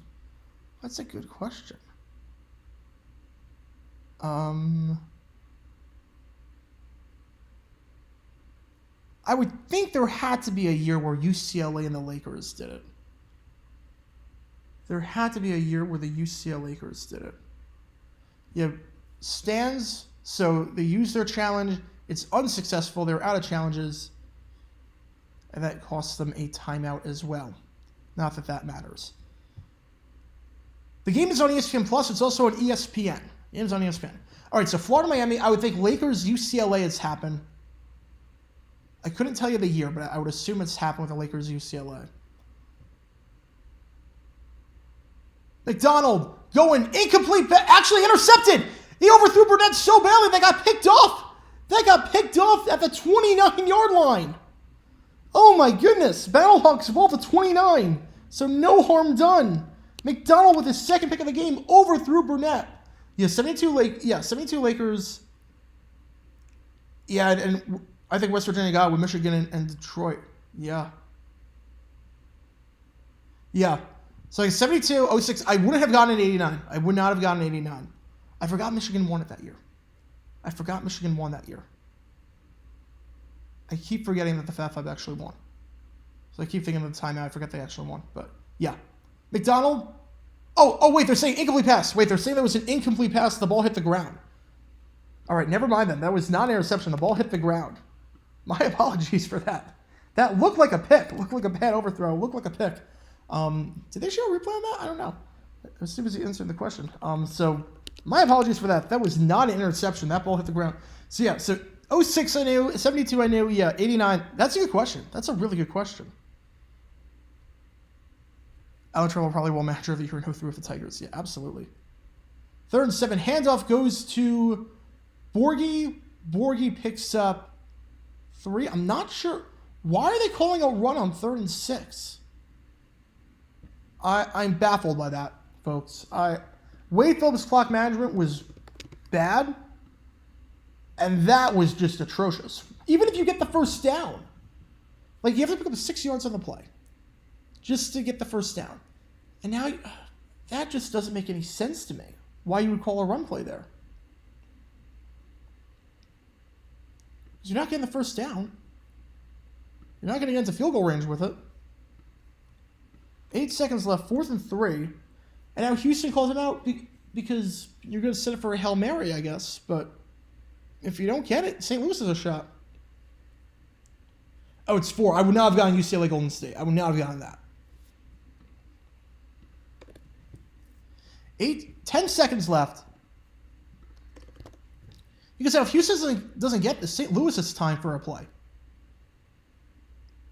I'm not sure how much they can do, but if it's a quick play, it might have a shot. It might have a shot here. We'll see. 4th and 3. And St. Louis got a good jump. Was it a false start or was it neutral zone? We will see. They blow it dead. It's a false start. Back them up 5. And now we'll see how Houston decides to play this. Terrible job by Wade Phillips and company all the way around. False start on James Moore, number 79. Just like that Derek Lovell run for the Niners against the Packers. Yeah. Very similar to that. Very similar. I did dumb decisions on that. Are they going to go for it here? You do realize if you get sacked here, you're in prime field goal range or Hail Mary range. McDonald's got to get rid of this quickly. 4th and 8, sideline. Did he keep the foot in? Did he get that toe drag swag? Deontay Burnett, did he get it? Did he get it? They are saying he did not. So 6 seconds left. Deontay Burnett could not get it. And with 6 seconds left, you have time for a quick play to get into field goal range. They botched that so badly. Oh my goodness. They botched that tremendously. So St. Louis has the ball on Houston's 49. You can get 15 yards here. You have time to run a play. And you have a timeout, so you can use the middle of the field. Just a bad job by Wade Phillips all the way around. He botched the clock management in the final 2 minutes. What Browns was worse for Cleveland or St. Louis? St. Louis. Definitely St. Louis. They're going to rush 4. McCarron gets rid of it quickly. Out route. Butler down at the 41-yard line. They get the timeout with 1 second. They got the timeout with 1 second. They got the timeout with 1 second. Ball's at the 41-yard line. Gain of 8 on the play. Put a second back on the clock, folks. Put a second back on this clock. This half is not over just yet. This half is not over just yet. Be a long field goal. Be a 58-yard field goal. 59-yard field goal from Donnie Hagman. Basically, Moneyball. Moneyball is one of the greatest winners of all time. So I would say it's Moneyball. Donnie Hagman, former kicker at San Diego State.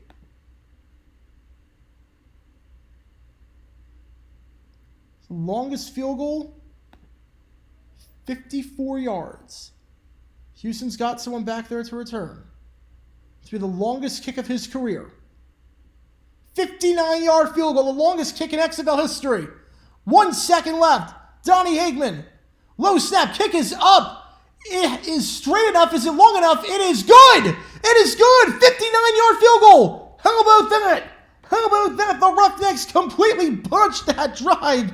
The Battlehawks take advantage of it. And Donnie Hagman with a 59-yard field goal. The longest field goal in XFL history. What a way for the Battlehawks to go into the halftime break, especially since Houston gets the ball to start the half. Have yourself a day. Oh my goodness, 59 yards. Needed every inch of that to go in. Again, completely botched by Houston. I cannot stress that enough. 3rd and 6, they call a run play. Then they call timeout, but with enough time left where if they blow it, the Battlehawks can get a play or two. Like, if you call a run and then you call a timeout with like 2 seconds left, you get a Hail Mary. That's one thing. But to do that, Wade Phillips completely botched the clock there. You saw it in real time. Dumb decisions in real time. And Anthony Becht and the Battlehawks take advantage of it I'm telling you, some good team is going to miss the playoffs. Some very good team is going to miss the playoffs in the XFL North. It's a shame. It really is a shame that St. Louis, Seattle, and DC can't all make it. Really is a shame. I wish they would change the rules so that 2 wild cards can make it. Division winner and 2 wild cards. Because the fact that DC, St. Louis, or Seattle will miss is a crying shame. And that we have to watch Arlington or San Antonio in. And at that same time, St. Louis is taking a 9-3 lead on the Blue Jays. Pouring it on. I'll tell you, the Cards bats this year are going to be fun. Cardinals are going to be a good team. Mike Goldberg calling Super 49 passes intercepted in the end zone by Darrell Revis. I don't think the 04 Pistons were that forgotten. That dude, 25 players made the NFL from the USFL, but only 1 QB from the Philadelphia Stars made the Chiefs as a backup, so QB is... Yeah, absolutely. Like, Adrian Cameron's going to win the MVP this year. He's a lower tier backup in the NFL. He will win MVP in the XFL right now.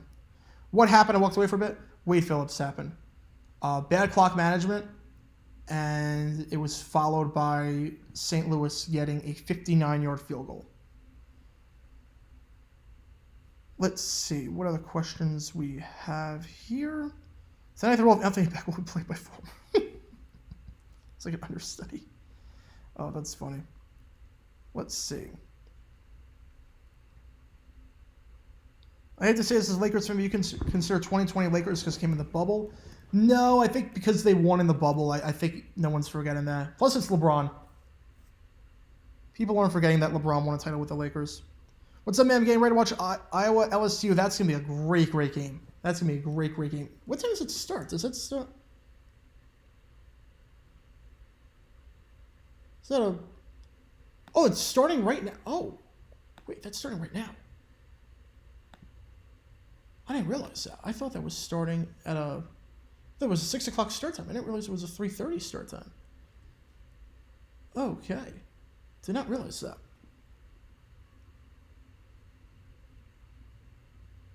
What was Red Hickey thinking back in the early 1960s? I don't know. Let's move our cornerback to running back in the middle of the season and have him not play cornerback anymore. And it didn't work out. Did not work out.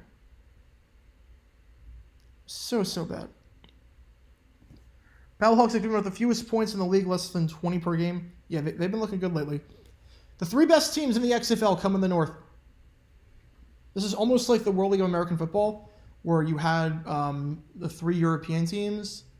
Who is it? It was the Dragons, it was the Monarchs, and I think it was the Galaxy also. I think it was Frankfurt.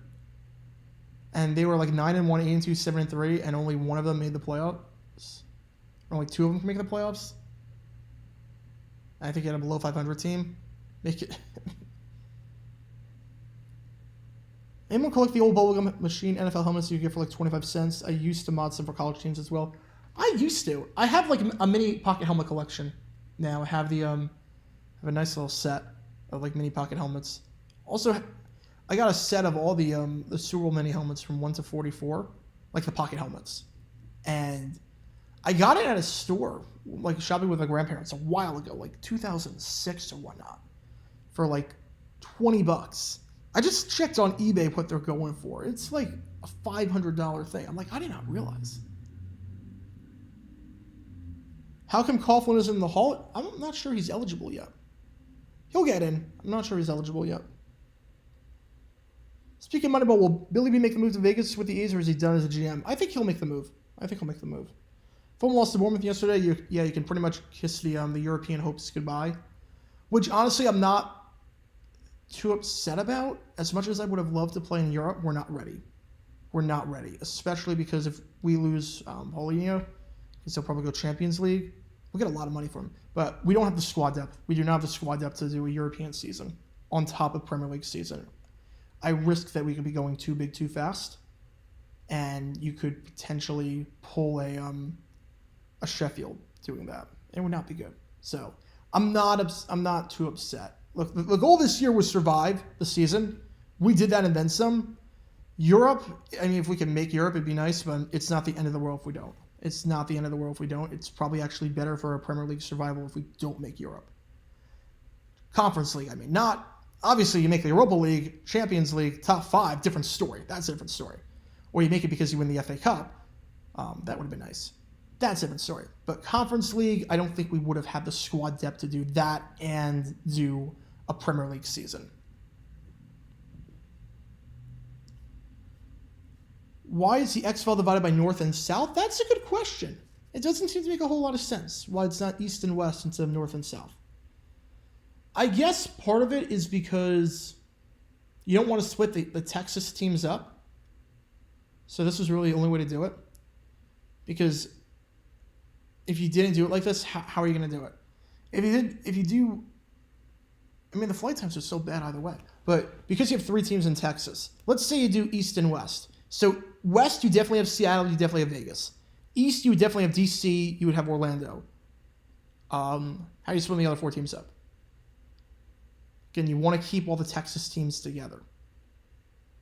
So if you do all the Texas teams together, it means that something's going to be funky. Something will be funky. Either Vegas would be in the East and Seattle would have to travel to Houston and Dallas Arlington and San Antonio, or be Orlando in the West or something like that. It would be very, very weird. So I don't think, so that's why. More Forgotten Champion, 94 Expos are off by Thrashers. This would be a hot take, but the real-life Moneyball A's were kind of overrated. The best result they had was a sweep in the 06 ALCS.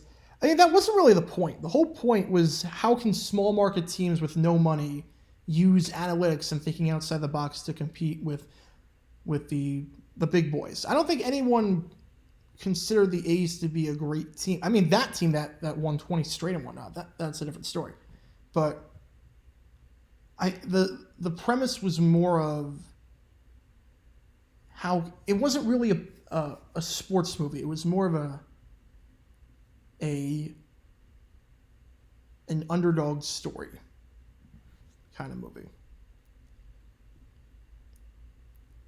All right, so that game is on ABC. Yeah, so so Iowa LSU is on ABC. All right, so let me see if I can.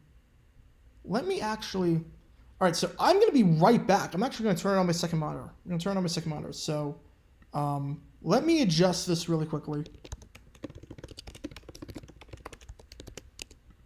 My apologies for this, but I did not realize that game was happening, and I'm sure a lot of you care about that game too. So I'm going to turn on my second monitor. Again, we are still live. Is Caitlin Clark going to be the one to bring a boom for WNBA when she goes pro? Look, if they're smart about capitalizing on her, that battle for the number 1 pick is going to be insane. That battle for the number 1 pick is going to be absolutely insane. Because Caitlin Clark is a surefire thing when she eventually declares.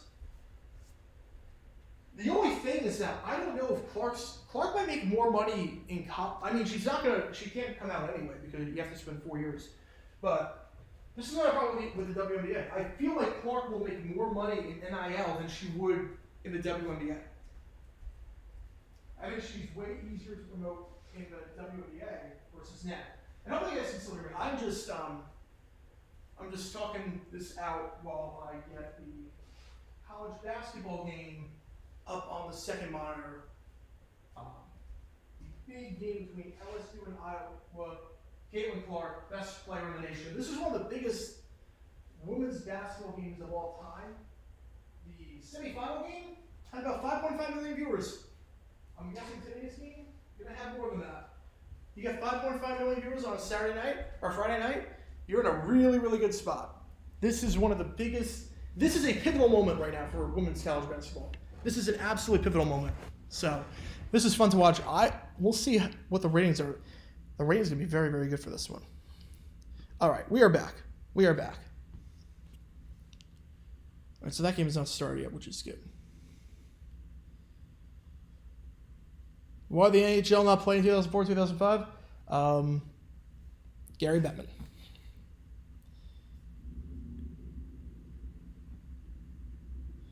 John Morant, the hit player of the NBA, scored a ton on a pickup game. Don't believe me? Just Google John Morant pickup game.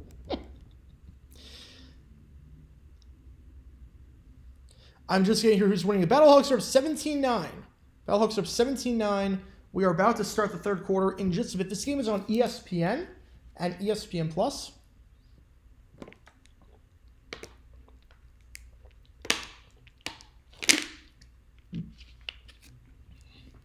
Is Gary Bettman the worst commissioner in sports? Yes. I would have said Manfred, but look, he avoided the shortening of the season.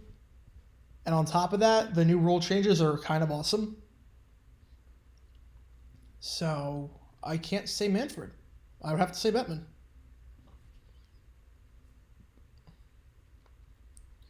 Joey Gallo hit his first homer as a Twin. That was also the first homer the Twins hit all year. Wow. Wow. Yeah, the bats are bats have not been there yet. Bats have not been there yet.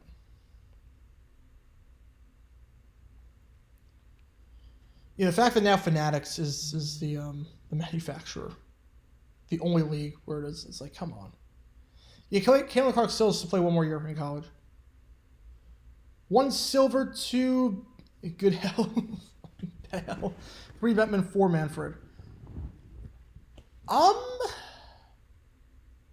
I might put Goodell at 1. Honestly, I might put Goodell at 1. Silver's getting a lot of... He got off to a great start with the whole Donald Sterling thing, and they've had labor peace. But I don't know, the state of the game right now, with players walking all over the owners, I don't know. NBA's in some trouble. The Big Five, I put Garber at 1. Garber saved MLS. Every other commissioner, their job is to keep the ship going. Garber's job was to save the sport. Garber has grown this sport to new heights. He's made it stable to own a soccer team. He's helped make soccer big in America. I would say Don Garber has to be number 1. If you're doing a Big Five and Garber's not 1, you've got issues. You got some trouble, because Don Garber came into MLS at a time when MLS was about to die. He had to make some tough decisions. Contracting 2 teams. He had to make some really tough decisions. And without his policies in place, teams would be folding left, right, and center. The league wouldn't exist. We've got soccer stadiums now because of Garber. We've got a lot because of Garber. So I would say Garber has to be number 1. And NCAA, all right. NCAA's dead last. Emmert is dead last. That's not even, that changes nothing.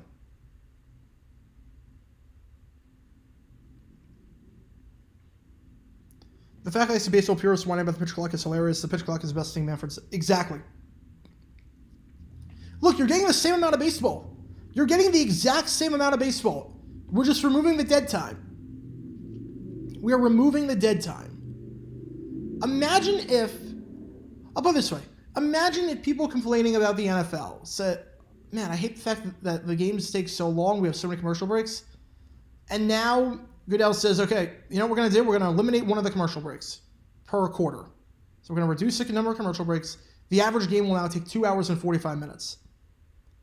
And people will complain, wait a second, I'm getting less football. No, that's not how it works. You're getting the same amount of football, it just takes less time to complete.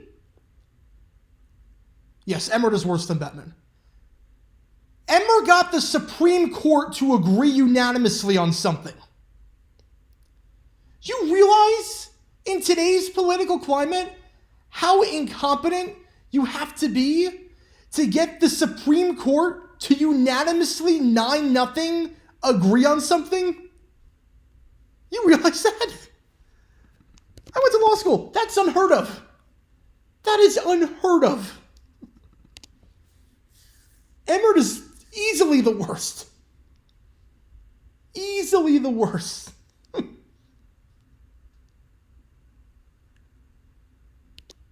All right, Houston's going to get this ball to 32-yard line. We're officially back. First down, handoff goes up the middle to Borghi. Borghi at the 35. Borghi down to the 39-yard line. Getting a 6 on the play. Fun first half. Yeah, Emmert is very clearly the worst. He's worse than Bettman. He's way worse than Bettman. Like, the thing with the pitch clock, they're like, look, I like games taking less time on TV, but I like being at the ballpark in person, as that is a quick pass caught at the sticks, good for a first down, catch made by Cedric Bird. Bird is the word, gain of 5, first down ball at the 44-yard line. You realize there's a solution to that. If you want to be at the ballpark longer, just get there earlier. Just get there earlier. They let you in, 2 hours, 30 minutes beforehand? You really want to soak in the atmosphere for 30 more minutes? You can do so. That doesn't take away from game time.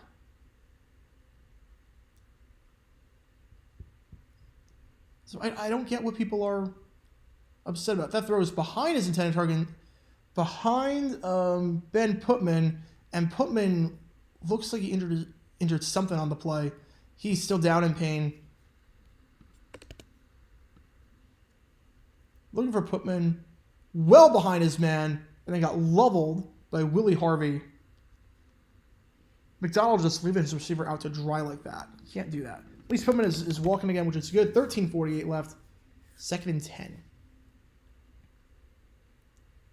Like, I don't get it. I don't get the logic behind people complaining about the pitch clock. You're getting more basketball. I cannot speak. I was watching the start out. You're getting the same amount of baseball in less time, which is a good thing. The pace of play was ridiculous. And for the baseball purists, you do realize this makes the game more pure. This makes the game what it was 20, 30 years ago, before it got ridiculous and people took a minute to deliver pitches. Slant route is caught, game 11, first down on the play. Travell Harris with the grab. Gets him into Battlehawk territory. Like, you want pure baseball? Look at the 1981 World Series. Games took 2.5 hours to complete. Isn't that what we want? Don't we want to get the youth involved? We want them to be able to watch a whole game without missing their bedtime? Do we want that? Handoff goes to Bryson. Bryson at the 40. Bryson at the 36-yard line. Gain of 9 as he cuts to the near side. Good drive for Houston to start off down by 8. How to rank the commissioners of the 90s across the Big Five? Ooh. All right, let me think. So you have Bettman, you have Seelig, you have Stern, you have Tagliabue, and I forget who the MLS commissioner was back then, but MLS commissioner has to be 5 because that league was on the brink of folding. 2nd and 1, play action. Screen pass to Bird. Bird gets stuffed behind the line, loss of 3.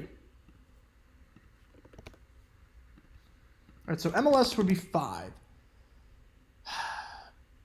Seelig, I mean, they had a season canceled, so it's got to be 4.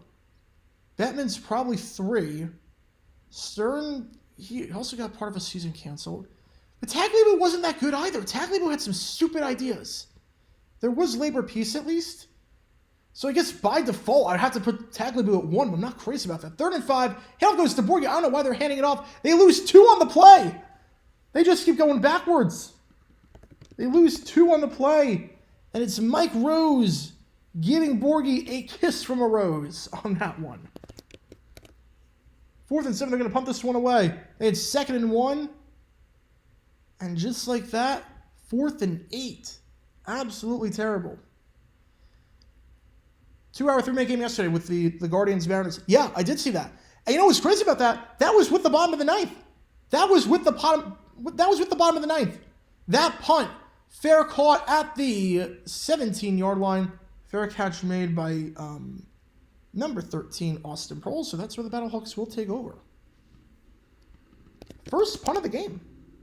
As crazy as that is to believe. That is the first punt of the game. 29-yard punt, no return. Technically the one that proposed a Tuesday night game. No, Tagliabue was not the one to propose that. That was Roselle. That was back in the 70s. Tagliabue had some dumb ideas, though. Tagliabue's ideas, there were some. He proposed a 3-conference system. How would that even work? How would a 3-conference system work? Can you imagine the AFC, the NFC, and then, I don't know, the CFC, the Continental Football Conference? How would that even work? Out route to Butler, who had a touchdown catch earlier, down to the 20-yard line. Gain of 4 on the play. 2nd and 6. In a fantasy world, if something happened to Roger Goodell, who takes his place as commissioner? Who's the guy right now that does the draft picks for the... He does all the announcements for the draft. He announces all the picks on day 3. I feel like he would be... Is it Gardy? I forget his name. I should know this. But I feel like he would be next in line.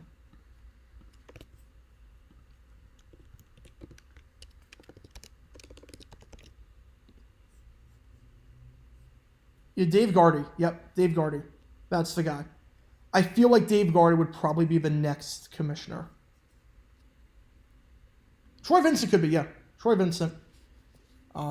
I feel like Gardy would probably get the would probably be next in line if something happened to Goodell out of nowhere.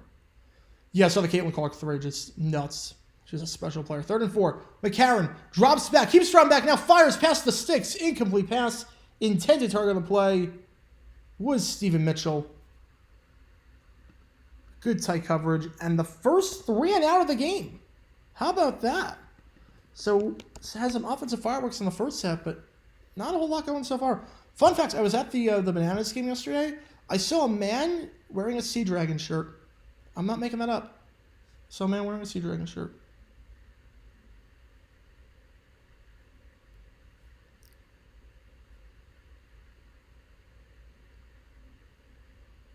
All right, that punt going to the 30-yard line. 35. And backtracks down to the 33-yard line. Tackle in the play. A nice play made by Gary Jennings Jr. He's had a very good game today on special teams. So Houston going to take over at the 33-yard line. Down by 8.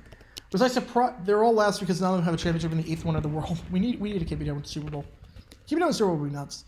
Were you surprised with the results from last night's game between DC and Orlando? How could you not be? 6-0, 0-6? How could you not be surprised by that? The owners seem to like Bettman, so he isn't going anywhere until he retires. Yeah, I feel at this point, if you can survive a lockout pretty much every 5 years, you're fine. A referee in Liga MX allegedly need a player in the groin. Why does that not shock me with Liga MX? So many crazy stuff happens. I feel like every 3 months there's something in Liga MX. In Fargo, you're expecting a foot of snow this week. That stinks. That is why I do not live in the north anymore. That is why. I hate snow in April.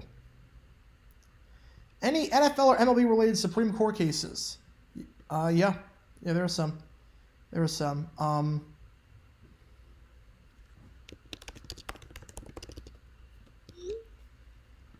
There are definitely some. Yeah, go to your home team's website. Exactly.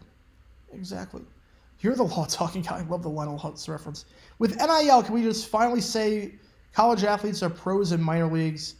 Some of them, but it's complicated because not everyone's getting an NIL deal. Like, obviously, football players are getting some good deals. People like Caitlin Clark are getting some good deals.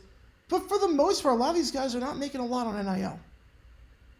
A lot of these guys are not making anything, really. Yeah, the 2 hour, 3 minute game with the Guardians and the Mariners. But they play the bottom of the ninth, too. We're going to have a game go under 2 hours. I have a feeling sometime this week we will see an under 2 hour game, and it will be glorious. How would Mo have done in his career if he had to deal with the pitch clock? He would have gotten used to it eventually. He would have gotten used to it. They all would have.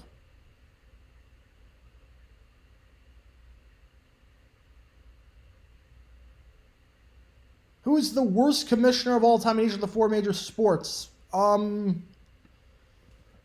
know about the... I would say Bettman for NHL. NBA, whoever they had before Stern. Whoever they had before Stern was terrible. I know Bud Selig hated Bowie. He hated Bowie. He would speak so much about Bowie. Landis was good, and then he was just a flat-out racist at the end.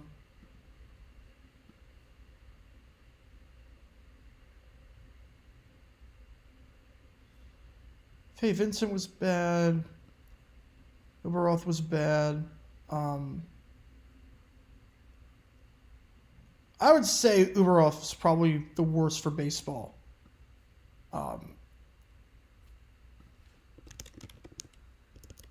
And then for the NFL, haven't really had a lot. They've only had 5.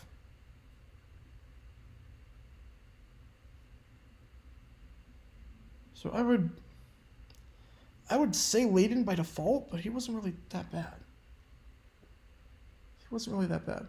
So you go, oh, did anyone see the ending to the Australia F1? I tried to, there were so many red flags. Bryson, handoff, first down, 9:06 left, gain of 2 on the play. 2nd and 8.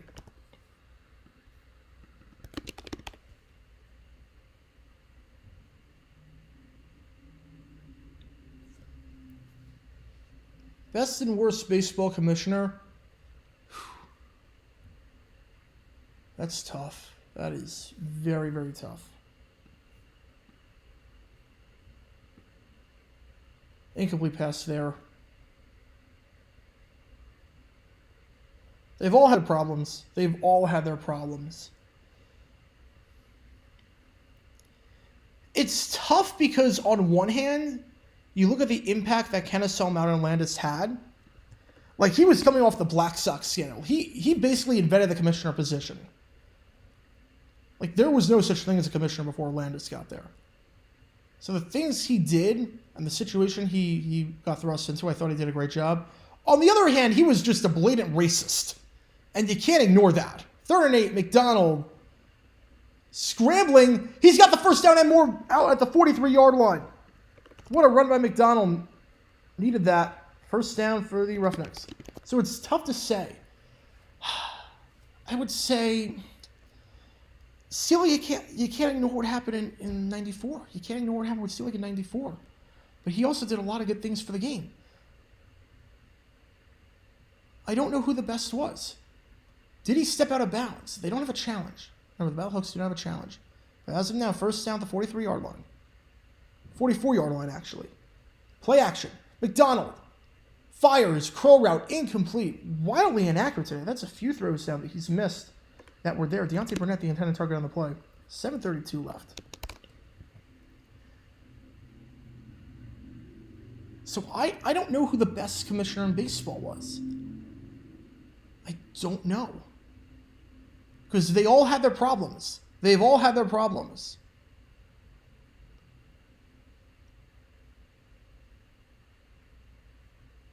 And Bowie, obviously, there was the 81. That's right. Another terrible throw.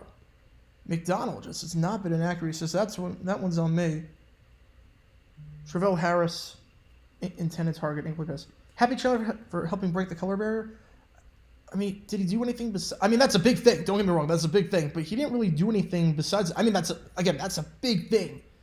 But he wasn't there for a long time. In your class, what did Steele like to say about the 94th strike? He had sleepless nights over it. He did not want it to come to that. And he was like... The example he always gave, as a sack on the play. Sack there. I'll say what he said on that. Sack there by Freedom. But did he throw him to the ground? They might say roughing the passer there. He threw him to the ground. Will that be a penalty? We will see. If it stands, it's a sack on the play by Freedom. There is no foul. It's 4th down. Freedom. Freedom won't let you down on that one. McDonald gets sacked, and now is a defensive slugfest to start the second half off. 4th down at the 37-yard line. They're going to punt this one away.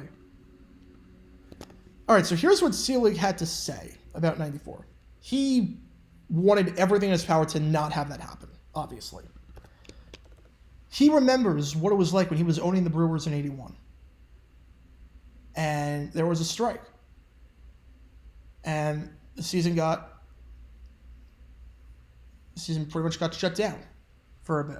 St. Louis is going to take over the 30-yard line, 6:04 left. And he remembers it vividly. It was a beautiful September weekend.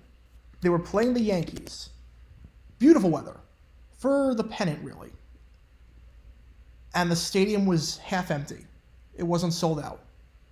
Sealy was like, the fans didn't come back because of the strike. They didn't come back because of the stoppage. It felt like a betrayal. And he wanted to do everything in his power to prevent that from happening in 94. Because he knew it would take a while for the fans to come back. He knew they would not forgive. So that was what he said on 94. He tried, at least from what he said, he tried everything to prevent that from happening. Because he was devastated about it. I'll say, I don't know if this got ever revealed, but some inside information. When the stoppage was announced for baseball, I think Sealy was driving somewhere, and he was driving back to Milwaukee or something.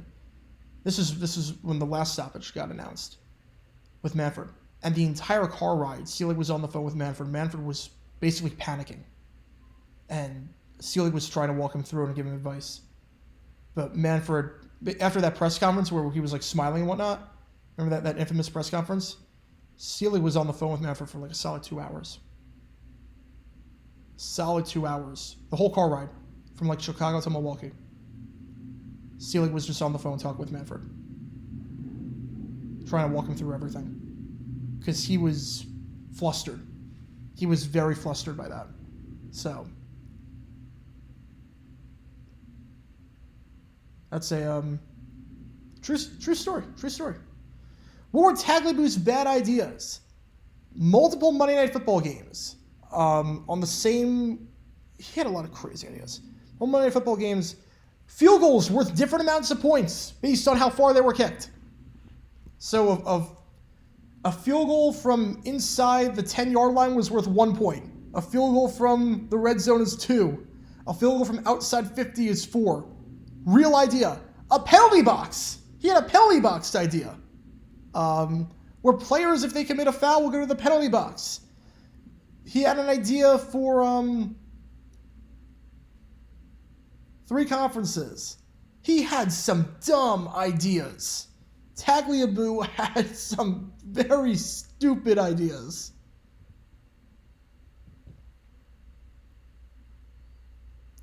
Ranking for 2000s, Commissioner Sonics left, so Stern has to be last. I mean, Bettman got a whole season canceled, so Bettman's probably dead last there. I would say 2000s, I probably put Sealy at 1. Honestly, 2000s, Sealy probably gets 1. Yeah, hockey style penalty box, yep. If we're just talking 2000s, I think Sealy gets 1. Labor peace, the way he navigated baseball after 9/11. Honestly, 2000s was a good time for baseball. So I'd say Sealy 1 in that one. NFL was pretty much half and half between Tagliabue and Goodell, so that'd probably be 2. Stern 3, Bettman 4. If we're counting Garber in there, Garber has to be 1 because he saved the league. And he got David Beckham. First attempt, 30-yard line. 6:04 left. McCarron, empty backfield, 5 wide.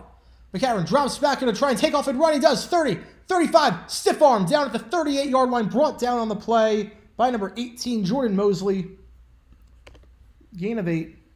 Nice play by McCarron, finding the hole and running through it. Tagliabue was essentially NFL fans in the offseason at 3 a.m. coming up with crazy ideas. What type of penalties was he thinking of? I did a whole video on it. I did a whole video on the penalty box. I did a whole video on the penalty box idea.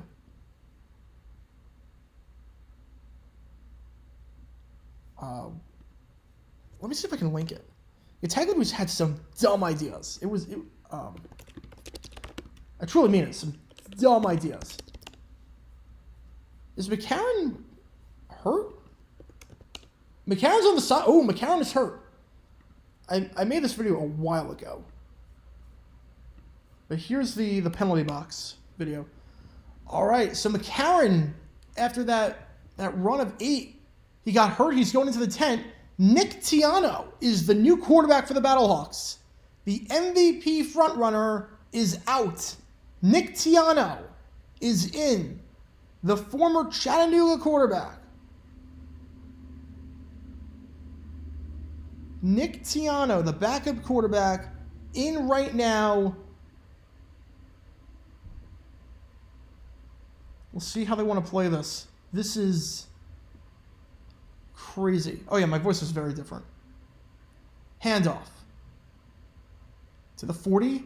45 down at the 46-yard line. Brian Hill gets about 7 yards there first down.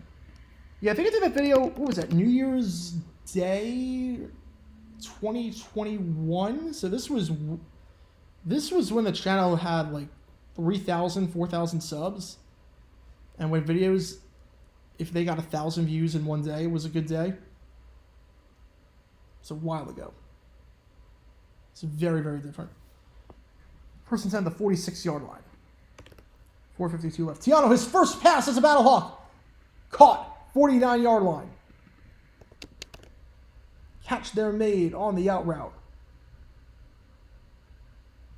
by number 9, Giovanni Haskins. Gain of 9. Gain of 5, rather. Second 5 of the 49. We have a 396 from Crazy J. Thank you so much for that. Sad that the Battlehawks are moving to LA. That was a funny April Fool's prank. That was a funny one. And the fact that people actually bought that, I was shocked. That throw is behind Austin Prohl. Incomplete pass, third down. Like, that was really well done. That was really well done. Was Gary Bettman a worse commissioner than WWE's Teddy Long? I don't know too much about WWE, so I can't really comment on that. All right, but Tiano is now out. McCarron is good to go. They just got shaken up, so we're good.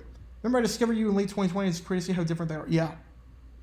It's really crazy. My content's changed a lot. It doesn't feel like it, but it has changed a lot. Just the way I structure the videos, the way I format stuff, editing-wise, it's changed a lot. Screen pass to Hill. Cannot break out of the second tackle. Brought down on the play by C.J. Brewer. You smell what he's brewing. That time the Battlehawks did is he only got one on the play. 4th and 4, and they're probably going to have to punt this one away with 3:20 left.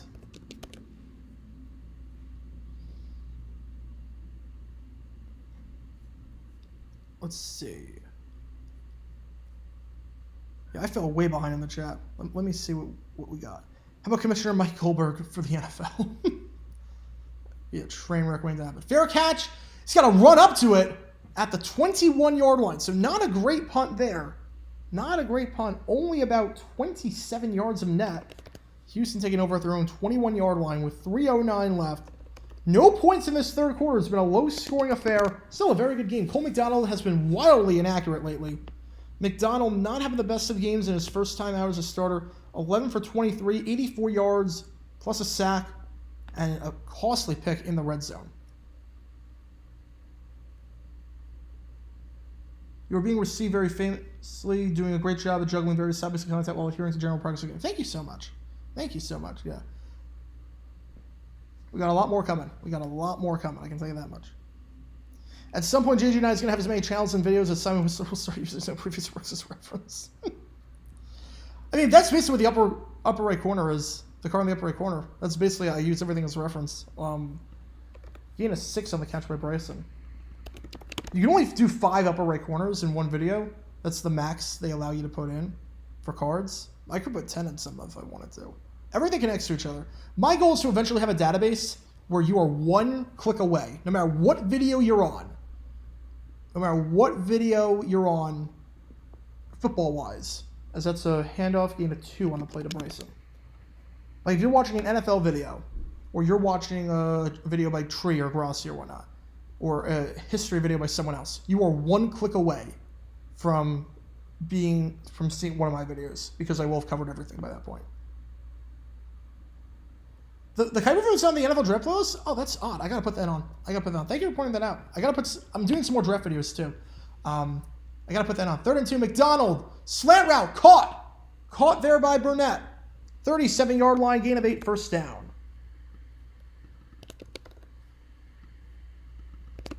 McDonald's been struggling lately. That time gets that nice easy throw to go. Slant route to Burnett. Gets 8 on the play. Coverage there by Tim Harris, but Burnett got the best of him.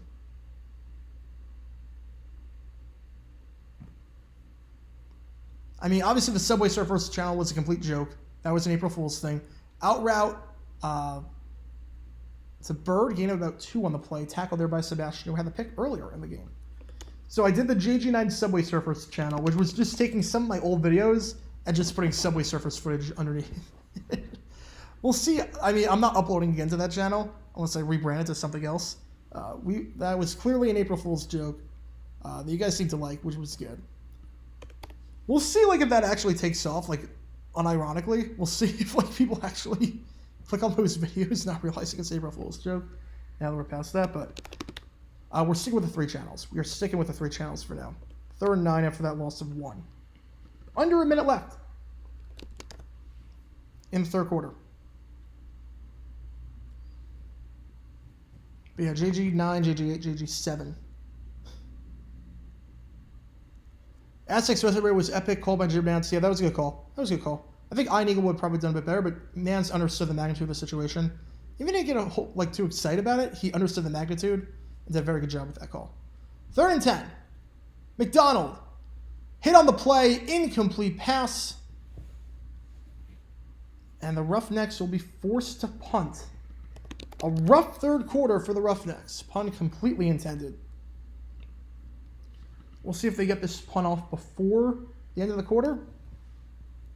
Again, this is the final XFL game of the week on the schedule next week. Let's talk. Week 8 games. Which ones are we covering? That's a good question. Let's check. Let's check what games we're covering. Set punt is fielded at the 13-yard line by Prohl. To the 25, final play of the quarter. And down at the 26-yard line. 26-yard line. That's where he goes down. Look, it was Bryson who made the hit. 1st and 10 for the Battlehawks at their own 26 when we get back. Really quickly, let's talk about what games we're covering next week. So, Saturday, the games taking place. Vegas at St. Louis, 1 o'clock Eastern. Early start time on the West Coast. Arlington at Orlando at 4 o'clock. Orlando might actually be the favorite in that game. Honestly, Orlando might be the favorite. Silvers is hurt. Silvers is hurt. We will cover both of those games. So we're going to cover both the Vegas-St. Louis game and the Arlington-Orlando game on Saturday. Sunday, April 9th.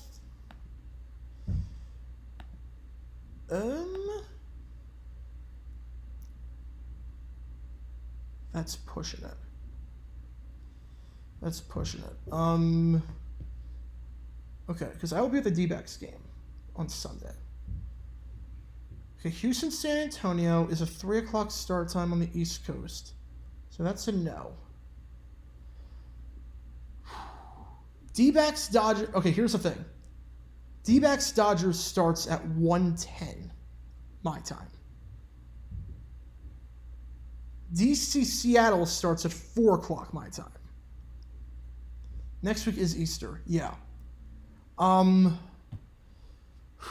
DC Seattle. That's going to be a great game. All right, here's what we're going to do. Vegas, St. Louis, Arlington, Orlando, we're covering those games no matter what. Saturday, we're doing the doubleheader.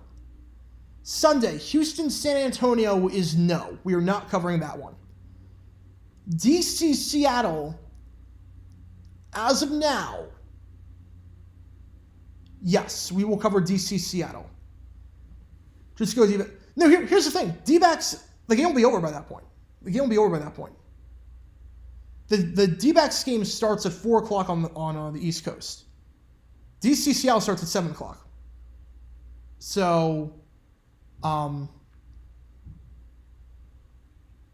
they have entertainment areas at ballparks so you can work and watch the ball game? That's only at certain ballparks. It's not Chase Field. I would still do that. I would still bring my laptop to Chase Field and just work there and watch the game. I would still do that if I could. You can't do that. So DC Seattle, I mean, definitely second half. If it's a blowout, I'll leave early. If Bumgarner is on the hill, God help us all, I'll leave after 2 innings. Or even the jacuzzi pool. There was a pool in Arizona. There was a pool in Arizona. I don't know why the teams I like are obsessed with pools and stadiums, but yeah. DC Seattle, we're going to bank on it. We might have a delayed start. We might just go right on at 7 o'clock Eastern, not at 6:45. But I'm super close to the stadium. So if a game takes 2 hours, 30 minutes, I can make it back like 20 minutes later. We're going to do that. We're going to do that. I like you guys too much. And DC Seattle is going to be the game of the year, I think. DC Seattle, if it's anything like the last one, which was one of the best spring games I've ever seen in my life, week 1, we're doing it. So DC Seattle we are doing, and we're doing both Saturday games. Saturday's going to be a busy day. I got both the XFL games plus D-backs, plus I have to do some videos. But Houston San Antonio we will not be doing. So no Roughnecks Brahmas game. I would assume if Bankroll plays that game that Grossi will be doing a stream for that because he did a stream for yesterday's Brahmas Vipers game. So if you want a live stream, I'm assuming Grossi will do something. Play action, screen pass to the tight end. It is caught, but unable to get a whole lot there. Gain of maybe 2. Jake Sutherland. So that's what we're doing. Next week we're doing both Saturday games. And we're doing the Seattle-DC game at 7 o'clock Eastern. We will not do Houston-San Antonio. Watch D-backs go 16 innings. Oh, boy. Oh, if you go 16 with the ghost runner, something horribly went wrong. Fun fact, I was at the D-backs game that went 19 innings. I was at that game back in 2019. The game was going well. It was like 2 hours, 20 minutes, and then it just took forever.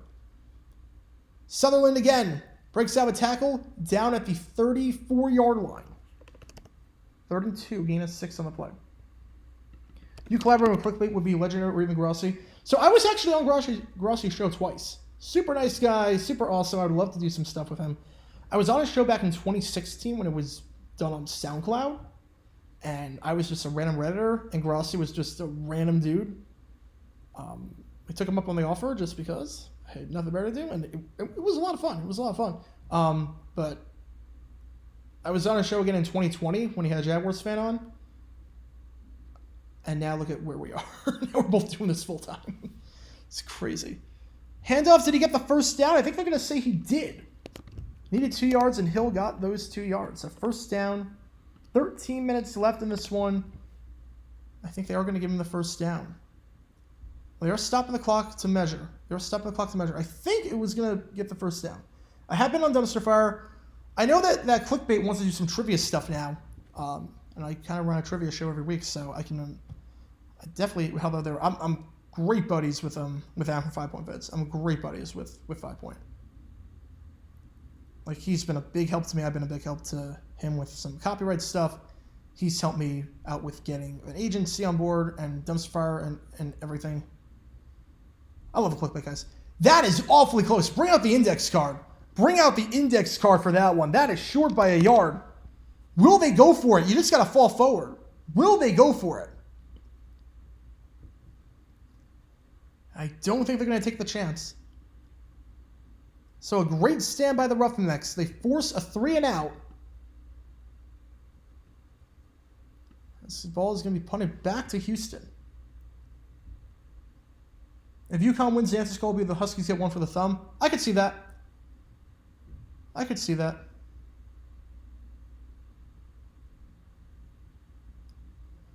All right, they're switching up the formation. 4th and 1, and now they're going back. I think they're trying to get Houston a bird a timeout. They were trying to get Houston a bird a timeout. Wade Phillips was not biting. He knew. It's a good idea. Honestly, a very good idea by Beck. Good idea. Try to get Houston a bird a timeout, not necessarily. But the punt is fielded at the 17th, muffed, but recovered. And now he's got some room down at the 27-yard line. So nice play after muffing the punt. But Houston can take over the 27. No points by either team in this second half of action so far. Been a low-scoring affair. We do have a penalty on the play. Let's see if it came on the return or whatnot.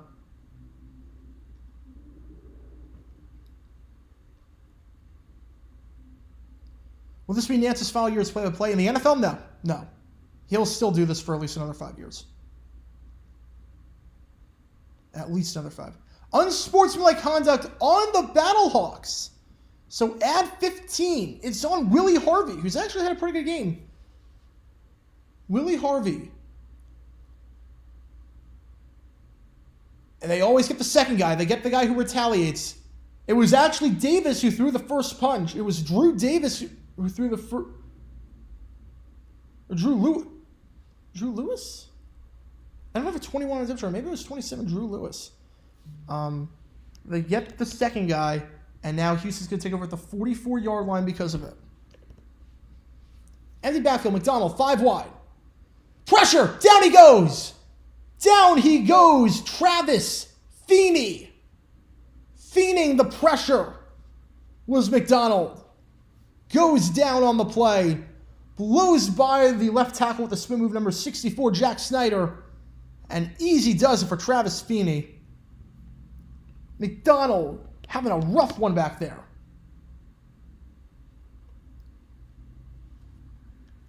37-yard line, 2nd and 17.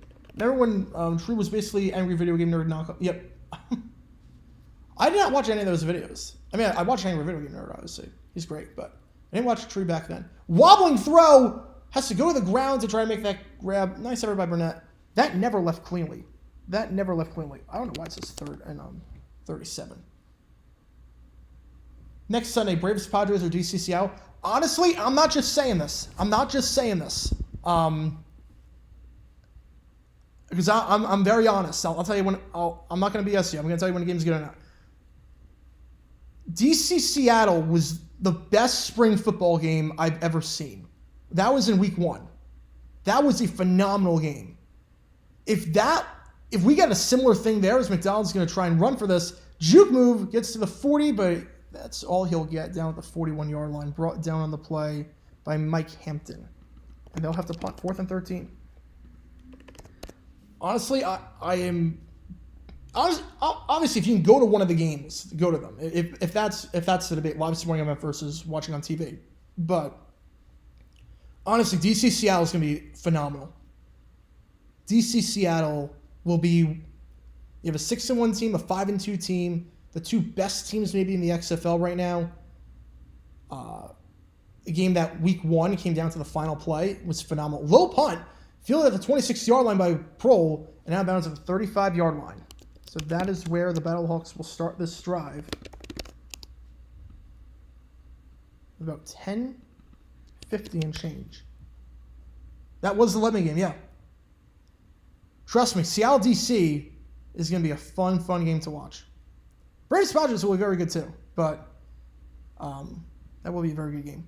Happy early Easter. Thank you so much. Tennessee Titans wide receiver Justin McCarron will have someone to rehab with while he's recovering from ankles. His dog. Ooh. I have no idea what that even means. Neat seeing Adway Wright of the Cardinals sing that national anthem at the opener. I was shocked by that. And he wasn't half bad. Hey, today's Palm Sunday. Happy Palm Sunday to those who celebrate. Yeah, I did not see that coming. I don't think his teammates saw it coming either. That was awesome. And McMahon was a terrible commissioner. He was great for hype, but once the on-field product happened, it was almost like the Family Guy skit where Peter and everyone form a band, and they get a gig. They somehow book the gig, and then they line up to play a song, and Peter's like, "Oh my God, we don't know any songs." That was what the XFL was with McMahon. Every time I see a commercial for the XFL shop, it says they have jerseys, but when I go to the website, it does not have anyone notice that. I did not notice that. I did not know that. Did not know that. Chelsea versus Tottenham is now in Hickleman's derby. Thoughts on Ian Eagle? Best in the game right now. Best play-by-play guy in the game. He's so versatile. He can do any sport. Ian Eagle is number 1. Oh, the Nike Earth movie is out. It's weird. I saw the ad for this during the Super Bowl, and then I saw no ads since. They blew all their money on that one ad for the Super Bowl. Mario movie's coming out this week. I might see that. That's only 90 minutes long, so I might see that. The Family Guy scene with the Mets, the opening day, here's the first pitch. That's pretty much what it was for Verlander this year. Don Zimmer is the first ever inductee of the Rays Hall of Fame. Yeah, that was just...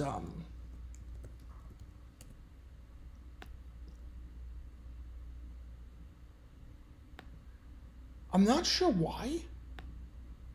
Like, I'm not sure what the significance was with Zimmer necessarily. It's not, like, because he didn't really do a whole lot with them.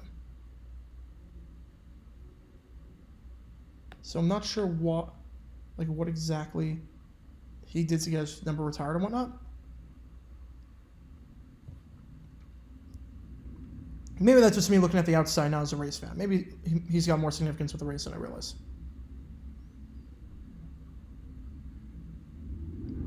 Yo, Brian was not a great commissioner. Is Hines Ward the worst XFL coach? Terrell Buckley says hello. Terrell Buckley is kind of bad.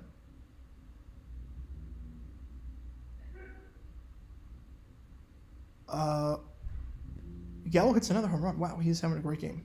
2 home runs. And the Seelig was the worst.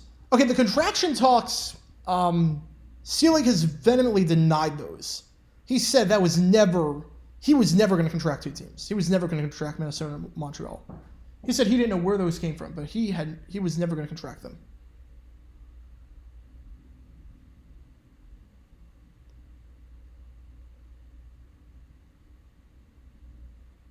I think I've seen some videos you've made a few years on his bad ideas. Do you have any good ideas? I mean, he had some. 2-point conversion, obviously, although that was mainly college.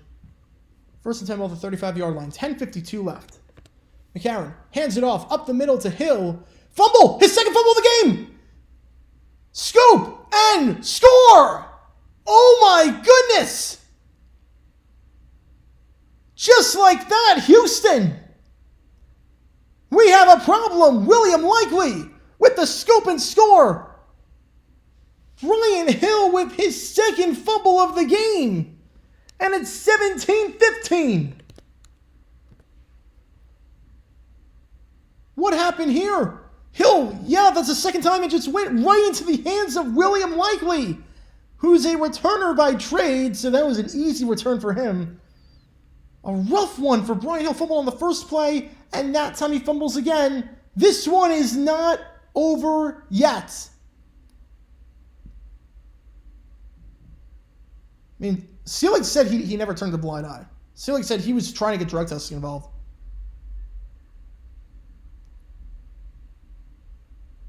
You can take that for what it's worth, but he defended that for a long, long time in my class. 17-15. Oh my goodness. Battlehawks now have to burn a timeout, going from bad to worse. Houston can tie this game up.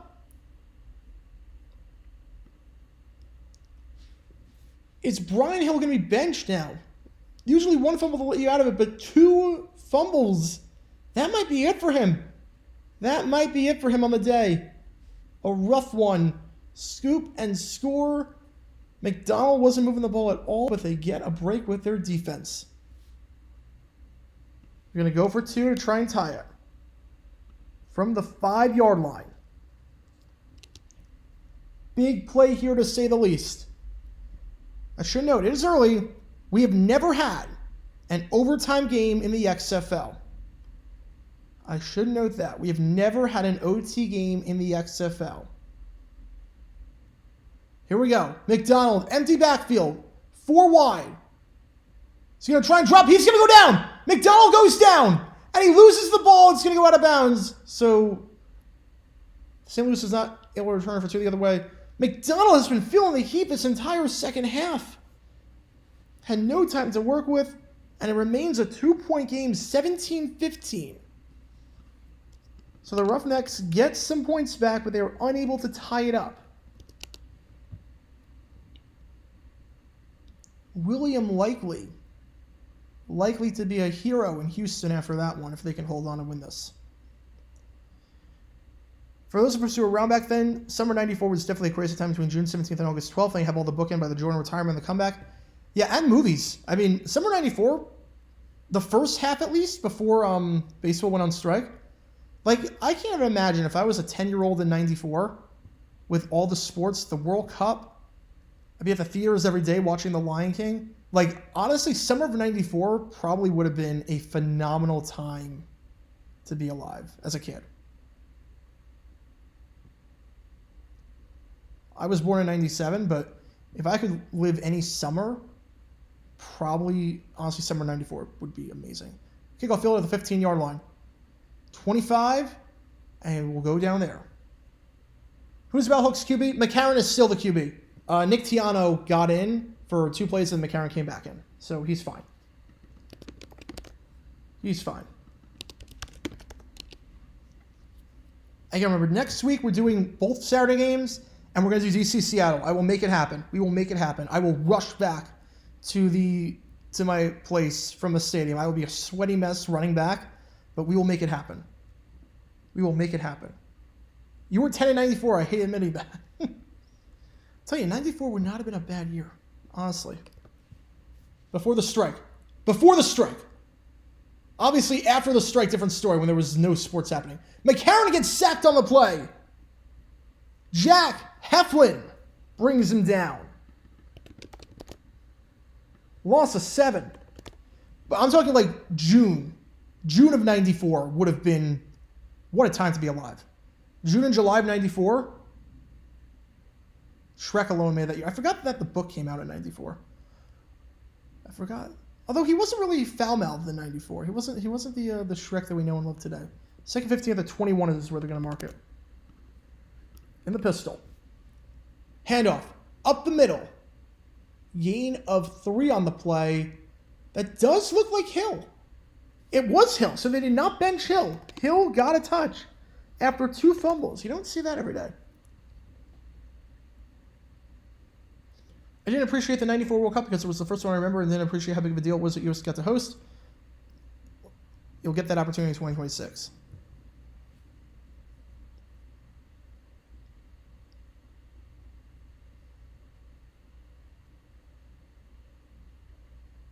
Yeah, Bettman did grow the NHL far and wide. He's also had major problems.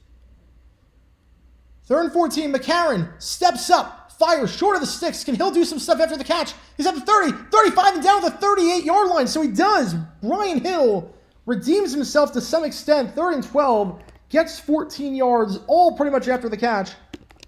That's a first down for the Battlehawks. Right as the game was starting to swing Houston's way, St. Louis stops it for a bit. Where outside of the USA would I like to travel to? I would love to travel to Australia. The problem is that it's not feasible right now. Because I would hate... I don't want to do it flying. That's the one thing. I don't want to do it flying. Because I don't want to waste a whole day in the air. I would want to do it on a cruise. I would want to do it on a cruise from coming out of like LA that just trans-Pacific. I would love to do that. But it would take, I need like 3 weeks, and like I don't really have 3 weeks to give necessarily, but I would love to go to Australia. Honestly, the Olympics are going there in Brisbane, right? 2032. I might try and plan on that. 2032, the Olympics. If I'm making enough on this channel, we're not at that point yet, but if it ever gets to that point, we'll do it. I'll probably have an Olympic channel too, Olympic sports channel.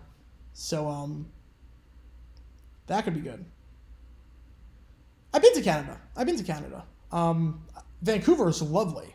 I went there and spent a few days there before a cruise back in 2008. We did a cruise in Alaska.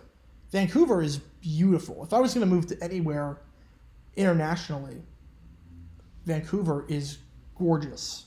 I got nothing bad about Vancouver. First attempt, the 47-yard line after that run by Hill. This one, another handoff. Up the middle, gain of 6.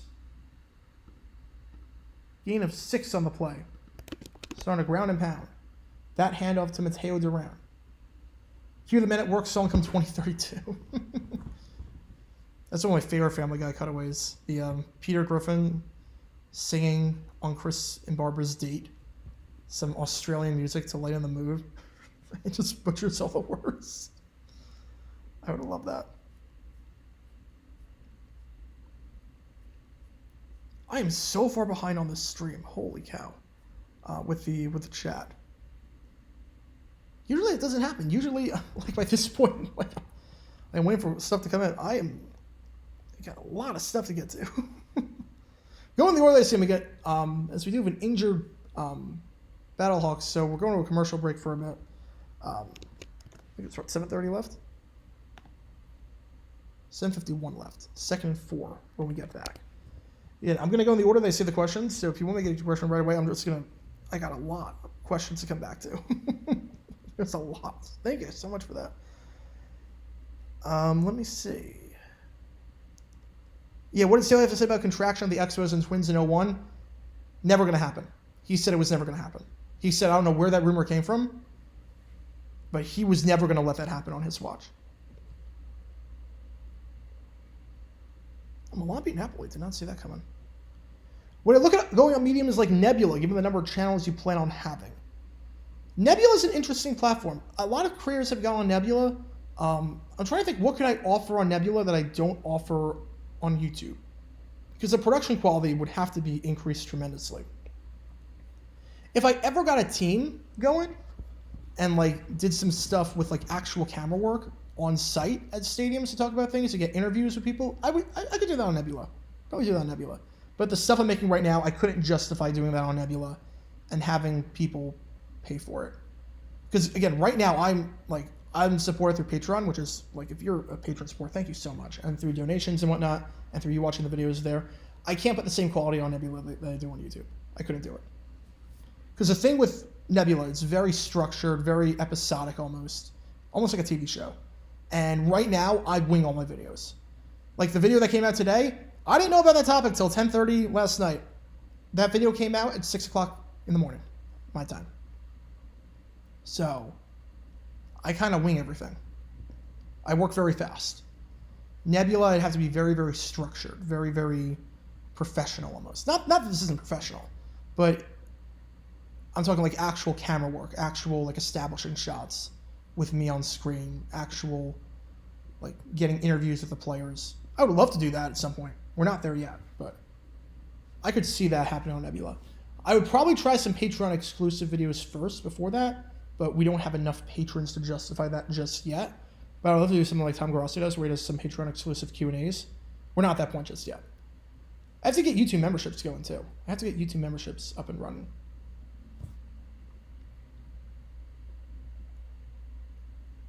Four candidates for XFL expansion. San Diego, Sacramento,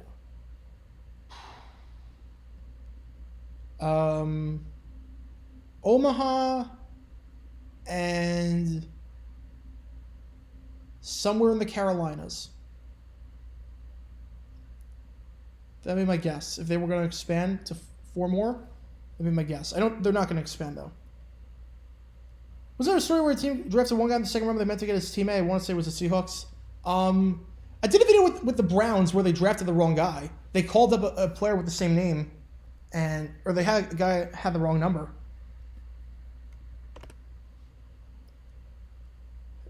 The whole Mohamed Sanu draft story, I might do a video on that. Is that too well known? I don't know. Is it Mohamed Sanu? That's a great bang 3 shot by LSU, by the way. What a buzzer beater. That was incredible. Called bank on that one and everything. 59-42 at the half. Did not see that coming. So we have 3rd and 4 with 7 minutes left.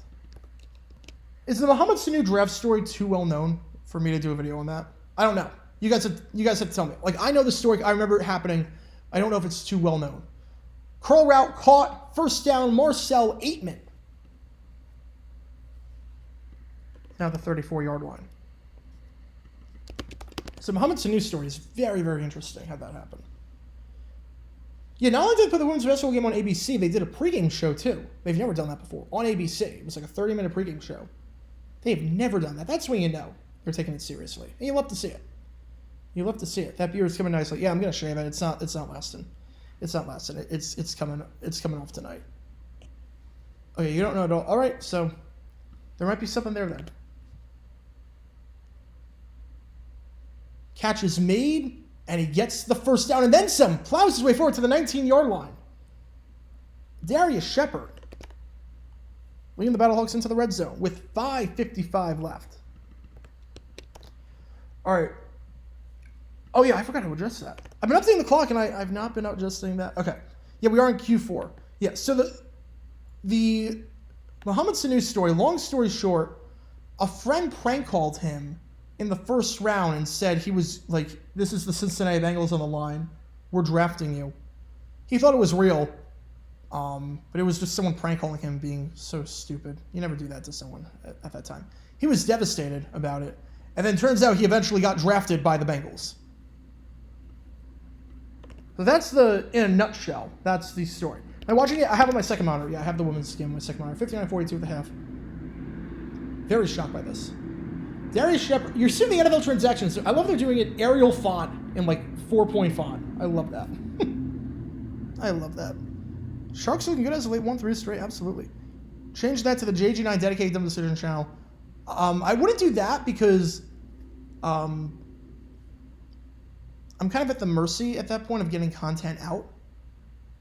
Flat route on the play action. Sutherland goes airborne. Gain of 3. Did a little Elway copter action there. Signals for the first down. He did not get it.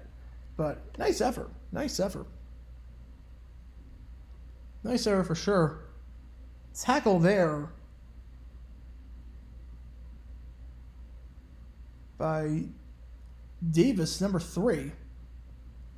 And coming in for some help afterwards. 4:20 left. Battlehawks with a touchdown and a 3 or a 2 can make this a 2-possession game. We're free from the Show Your TV people. Yeah. I'm shocked.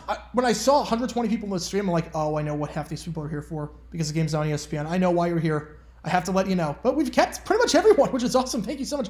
Play action. End zone. Touchdown. Touchdown. What a throw. His 3rd touchdown pass of the day. This one, Darius Shepard. 23-15.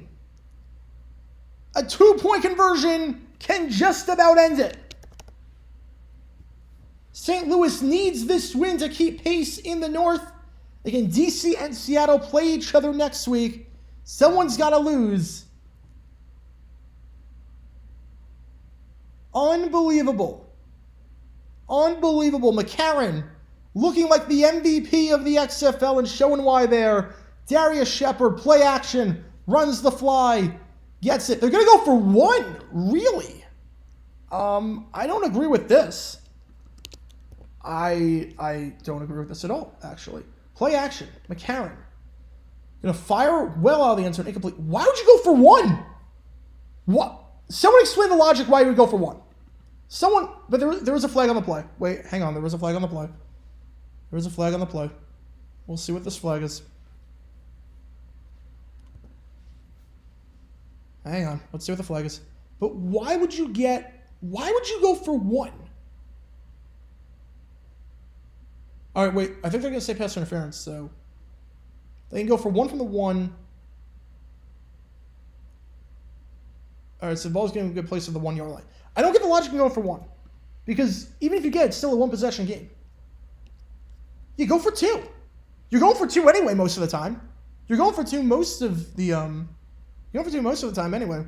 You did say in the previous stream McCarron was going to be MVP. You did say that. And you know what? With the way he's playing, especially as of late, you're going to be 100% right. So now they're going to go for 1 from the 1. But again, it's still going to be a 1-possession game even if you get it. I don't get it. Just go for 2. Especially if you're going to call that play.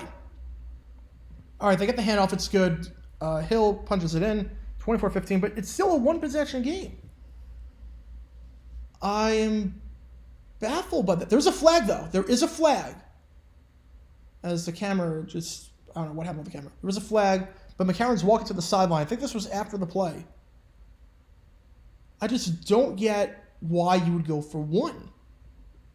Go for 2, especially if you're going to call a pass there, and make it a 2-possession game. All right, after the play, unsportsmanlike conduct. On the defense, the Roughnecks are unraveling. I think it's going to be offsetting, though. It's going to be offsetting. We saw this last year against DC. So many penalties committed by the Roughnecks that were unnecessary. It's kind of how they lost that game. They're just a flag fest. Tony Romo is bad right now, but he's not the worst of all time. There's way worse guys out there than him. Worst crew in NFL history? The Mike Goldberg crew was pretty bad. At least Joe Green's crew, Gleiber was a very good play-by-play person. He had no help from his color commentator, Goldberg. I mean, that was just a train wreck. All right, so it's a 9-point game. Still 1 possession. But with the way McDonald's moving the ball in the second half, he's done nothing. McCarron, phenomenal. 25 for 33. 3 touchdowns, no picks. McDonald, 50% completion. It's bad. It is bad. All right, so St. Louis is going to kick this one off at the 45-yard line. Remember, touchbacks go to the 30. So you got to keep this one short. But at the same time, this is a tough kick. Honestly, this is a tough kick. You got to have it reach the 20. It's going to be held down by the referee because of the wind. You got to reach the 20, but you can't have it go into the end zone. If it goes into the end zone, they get it at the 30. 5-yard line. Got to pooch it. And that is flawless. Fielded at the 3. That is a phenomenal kick. 20 and breaks the tackle 25 down to the 28-yard line. That is phenomenally done by St. Louis.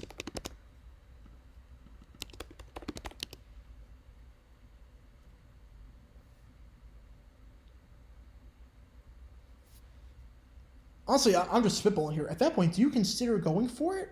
4th and 15? You get the first down, you pretty much end the game. You don't get the first down, but you do a simple pass to get 10 yards. It's pretty much the same as a kickoff. What happened to Romo? He started off so good. Yeah, and then he stopped preparing for games. There's a whole article about like his preparation for games was terrible. McDonald keeps it himself on the option play. Down to the 37-yard line. 2nd and 1. He just stopped preparing for games. I was worried about that with Romo from the start. That he's so good at predicting what's going to happen and analyzing tendencies because he just came out of football and he knows everyone. But now that a whole generation, like not a whole generation, but a few years have gone by, would he still be able to do it? Yeah, it'd be bad. 2nd and 3. McDonald floats it a bit to the out, but Cedric Byrd makes the grab, gets 6 yards. Byrd is the word, picks up the first down. 43-yard line. 3:10 left. Again, Houston has all 3 timeouts, and they have a challenge. 4 down territory from this point on, you figure. 4 wide. Handoff goes to Borghi. Borghi gets the block. He's in the 2nd level. He gets the first down and then some. Needed 10. Got 12, maybe 13 yards on the play. They're in Battlehawk territory. Right around the 44-yard line. So hang on a second, folks. Again, it is a one-possession game.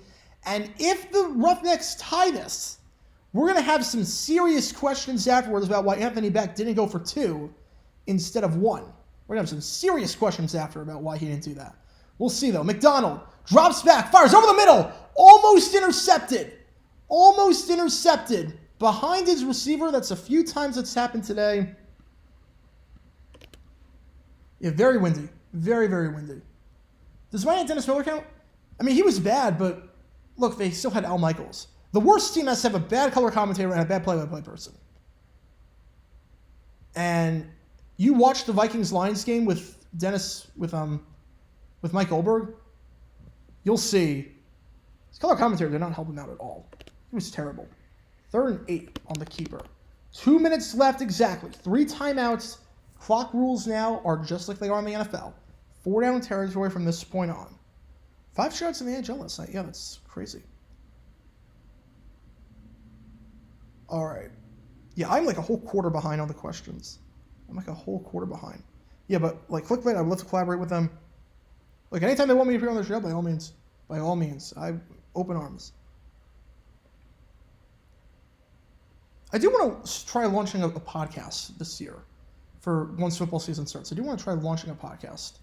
I would need something to bounce off of, but I would love to do a show like Dumpster Fire, like GPS. I would love to do something like that. Besides just my regular, like a more structured thing, like a more like radio show almost. Love to do something like that. Yeah, Dennis Miller never pretended to be. Yeah. Oh, you're right. Battlehawks used their challenge. My apologies. When I put the timeouts back for the end of the half, I put the challenge back also. My apologies. The Battlehawks used their challenge. The Roughnecks still have not used their challenge. Finally was able to order a Defender shirt. Month-long wait list. At least finally got it. Should say the Cardinals just beat the Blue Jays, so vibes are good right now in St. Louis. The Battlehawks up by 9. And the Cardinals, having beaten the Blue Jays, they won the series, win that one 9-4. Good stuff there in St. Louis. Fun series. Cardinals look very, very good. Now let's check on how my D-backs are doing. Oh, they're down 1-0. Phenomenal. The Bats have just not been there. All right. As much as I love Scooter, he's always felt like a god man on Clickbait, probably because, yeah, Scooter, I don't know what it is. You look at like the Social Blade numbers, he's the only one that's losing subs. He's losing subs on a regular basis. Everyone else is gaining. He's losing.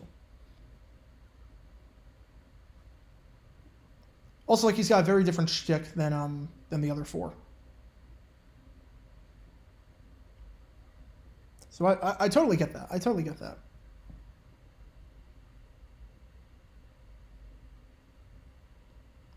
I'm definitely the calm figure. Keep everyone in check, keep everyone in line. I'm definitely the calm type. I hope the D-backs beat the Dodgers. So do I. So do I. Look, the D-backs have it rough. The D-backs, the first 10 games, it's 8 against the Dodgers and 2 against the Padres. You go 4-6 in that, I'll take it. Problem is that any start with Bumgarner, I don't know why he's in the rotation still, why he hasn't been DFA'd. Bumgarner's terrible. He's not what he was. That's a terrible contract. Knew the moment he signed it. All right, 3rd and 9. Is the buzzer by San Diego State the greatest sports moment for San Diego since the 98 Padres making the World Series or LT breaking the single-season touchdown record? I would say probably greatest moment since the 98 Padres. I would say.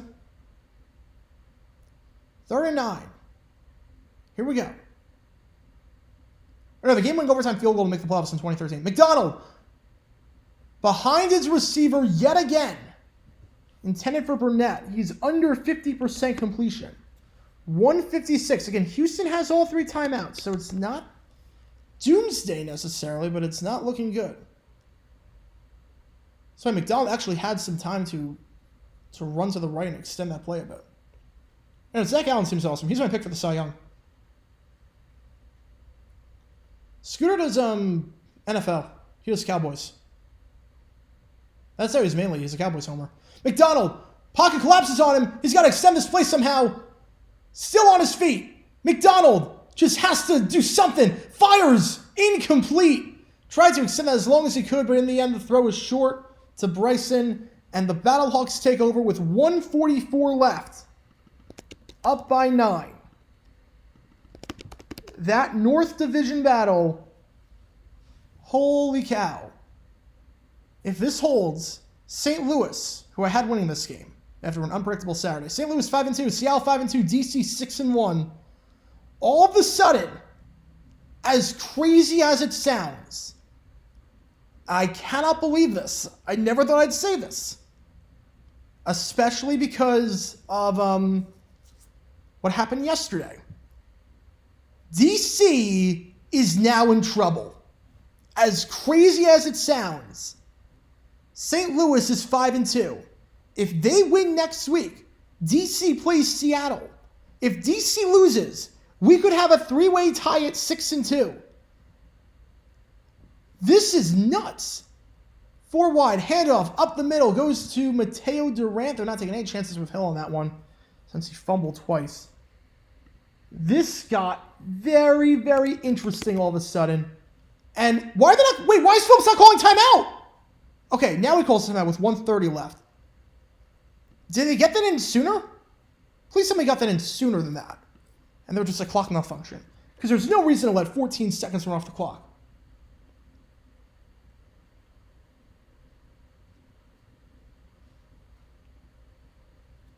There's so much time run off the clock. But yeah, we have a possibility where 3 teams will be tied. And again, why is DC Seattle the ESPN2 game? That game does not deserve to be ESPN2. You're putting Houston, San Antonio on ABC? No, you got to change that. You got to change that. Find a way to get DC Seattle on the main ESPN or something. I mean, I know you can't do that because Sunday baseball, but yeah, they let that much time run off the clock. Wait till it's a solid 7 seconds run off the clock. That's crazy. Revenue video boneheaded plays on a defensive side of the ball. Yes, absolutely. I did sort of one on the Bengals-Niners 87 where they had single coverage on Jerry Rice. Handoff, they stack the box. They're ready for it. Loss of 1 on the play. Durant goes nowhere. You can see they're not giving it to Hill at all. They don't want to take any chances with him fumbling this ball. 3rd and 8. Will they try a screen pass here maybe? We'll see. Something nice and short, easy, that has a chance to get a first down. I'll be angry if DC misses blows. I will too to some extent. Look, it's a shame that the league is structured in a way where it's 2 wild cards, but both of them will come from different divisions. It's 2-2. I don't get it because you play everyone already. I hate that. I absolutely hate that. St. Louis deserves to be in. Seattle deserves to be in. DC deserves to be in. I hate the fact that Arlington or San Antonio is going to get in. I hate it. Any tank bowls coming soon? Honestly, I don't know. I guess Because Vegas still has a shot at getting in now. Vegas is only 1 game back. I guess Orlando final week might have a shot of being a tank pull, but I don't know. 3rd and 8. They do try a screen. He's got the... And now it started buffering. He's got the first. That's ball game, folks. That's ball game. Ball at the 44-yard line. Shepard leads the Battlehawks to a first down, gets them to victory. And just like that, this one is over. They can knee it. They can end this one. Just like that. My screen just started buffering again. I'm watching this on ESPN Plus because the game started late because of pickleball. So let me flip over back to my cable. Let me do that. So just apologies for this while I get this sorted out, but shouldn't be missing any of the action. It's all just kneel downs at this point. I did say screen pass on 3rd and 8. They did that. Play action. DC defenders for Georgia Bulldogs.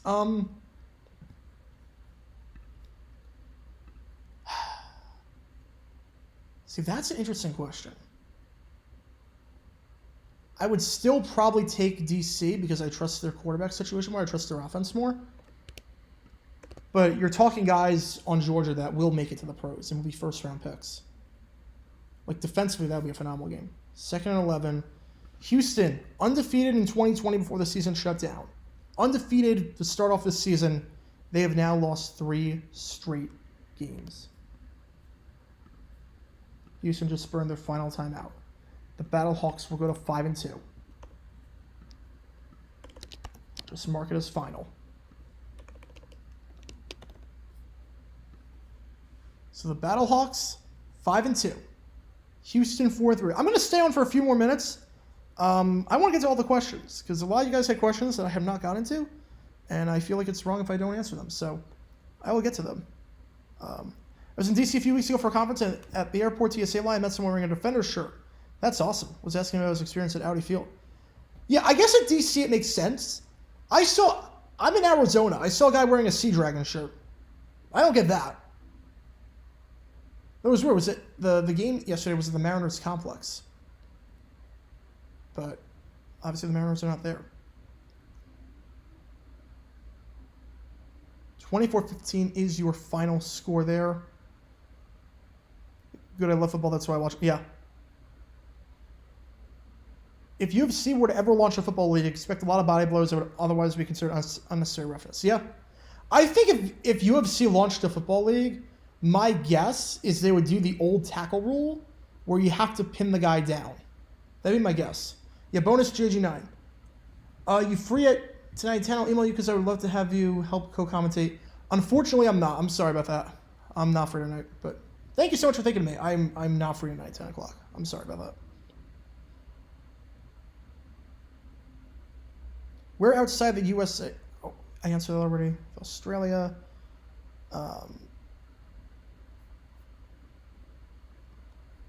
Let's see. Toronto, I would love to go to Toronto at some point. Montreal, I'm not sure. Not sure. Obviously, language barrier would be tough, but not sure. Definitely Toronto at some point. I'd love to do just Blue Jays, Toronto FC, Argos, knock all those 3 out.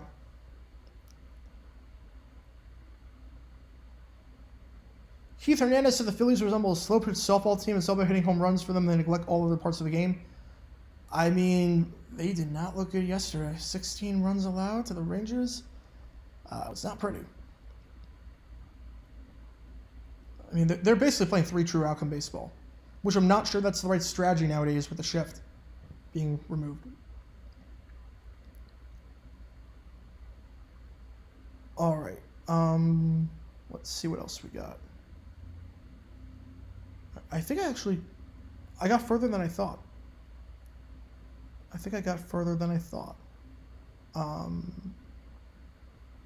Let's see. Yeah, because the last one was the DC Georgia. Who makes it to the North? All right, final question, I guess. Final question. And then I'll call it there. Man, that's tough.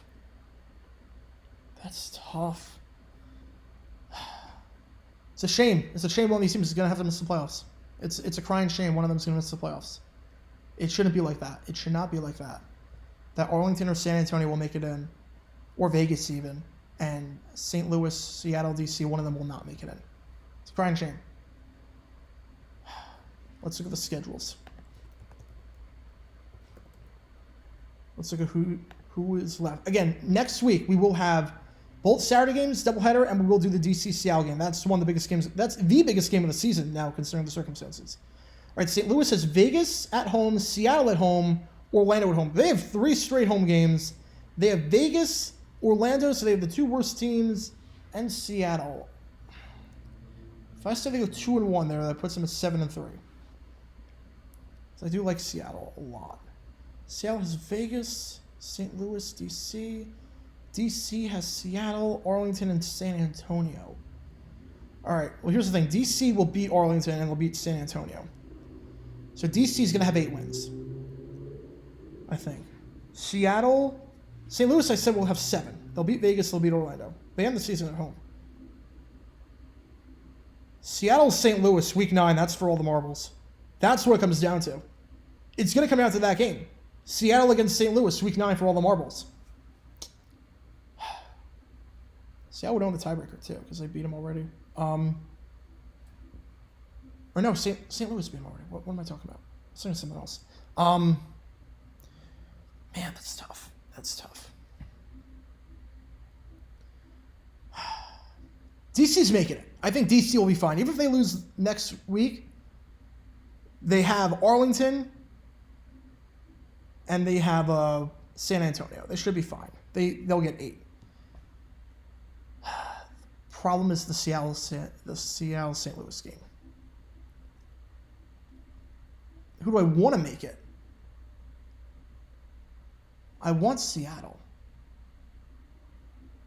Danucci's just so much fun to watch. He's so inconsistent. He's so wild. I want them all to make it. Again, I don't have a favorite team. I want them all to make it. Danucci's just so wild and erratic. It makes it really, really fun. But I would say, man, I think St. Louis will make it. I think with the way McCarron's playing, I think they end the season at home. They have Vegas, Seattle, and Orlando. They'll win 2 of those games. I think they would beat Seattle week 9, what's going to be the game of the season. So I'm going to say St. Louis and DC make it out of the North. But that's going to be tough. And then the South, who knows? It's Houston, and then who knows? Everyone lost this week in the South except for Orlando, of all teams. Orlando making it would be pretty funny, though. Orlando making it would be pretty funny. I want them all to make it, though. I hate the way this is structured. It really should be the division winners making it in 2 wild cards, because this is not fair. We're going to have a very good team miss the playoffs and a very bad team make it. All right, but that's all the questions, so I'm going to call it on that. I think St. Louis also would be very good for the league if they made it to the championship. The fan support they would get down there in San Antonio would be phenomenal. The crowds would be nuts. Like, if they hosted a playoff game for whatever reason, I mean, the dome would be lit up for that. It would be insane. But that is all the questions, so I'm going to call it there. I got to get to work on some videos. But thank you guys so much for tuning in. This has been a blast of a stream.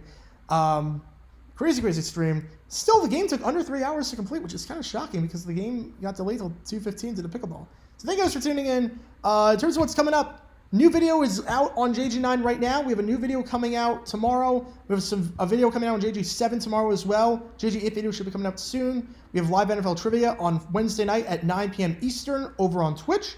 We also have, on top of that, we have the Patreon if you want early access to videos, and we have jg9shop.com for all your official Jaguar Gear 9 merchandise. So thank you guys for tuning in so much. This has been a blast. Again, next week we're doing the 2 Saturday games, the doubleheader, and we're doing the Sunday night game, the big one between DC and Seattle. I'm not missing that for the world. We're not doing Houston, San Antonio, but we will be doing the other Sunday game. There was no other game tonight. No, the games were Friday, 2 on Saturday, and 1 on Sunday. So we're doing 3 games next week. And then I can actually see, what am I doing for week 9? Am I doing all the games week 9? Let's see. Week 9, I can do all the games week 9. Yeah, week 9 I can do all the games. Week 10, I can do... Week 10 we will do The 2 Saturday games, that's not a problem. The Sunday game, Houston-Arlington, we won't do. Week 10, we won't do that one. But we'll do Vegas-Seattle later that night. So, shame that I'm going to miss Houston-Arlington. But again, the times change on a week-to-week basis for the XFL. So, we'll see. But next week, for sure, 2 Saturday games and the Sunday game, DC-Seattle. Thank you guys for tuning in. This is G. John signing off. Have a great rest of your day, everyone. Enjoy the rest of your weekend.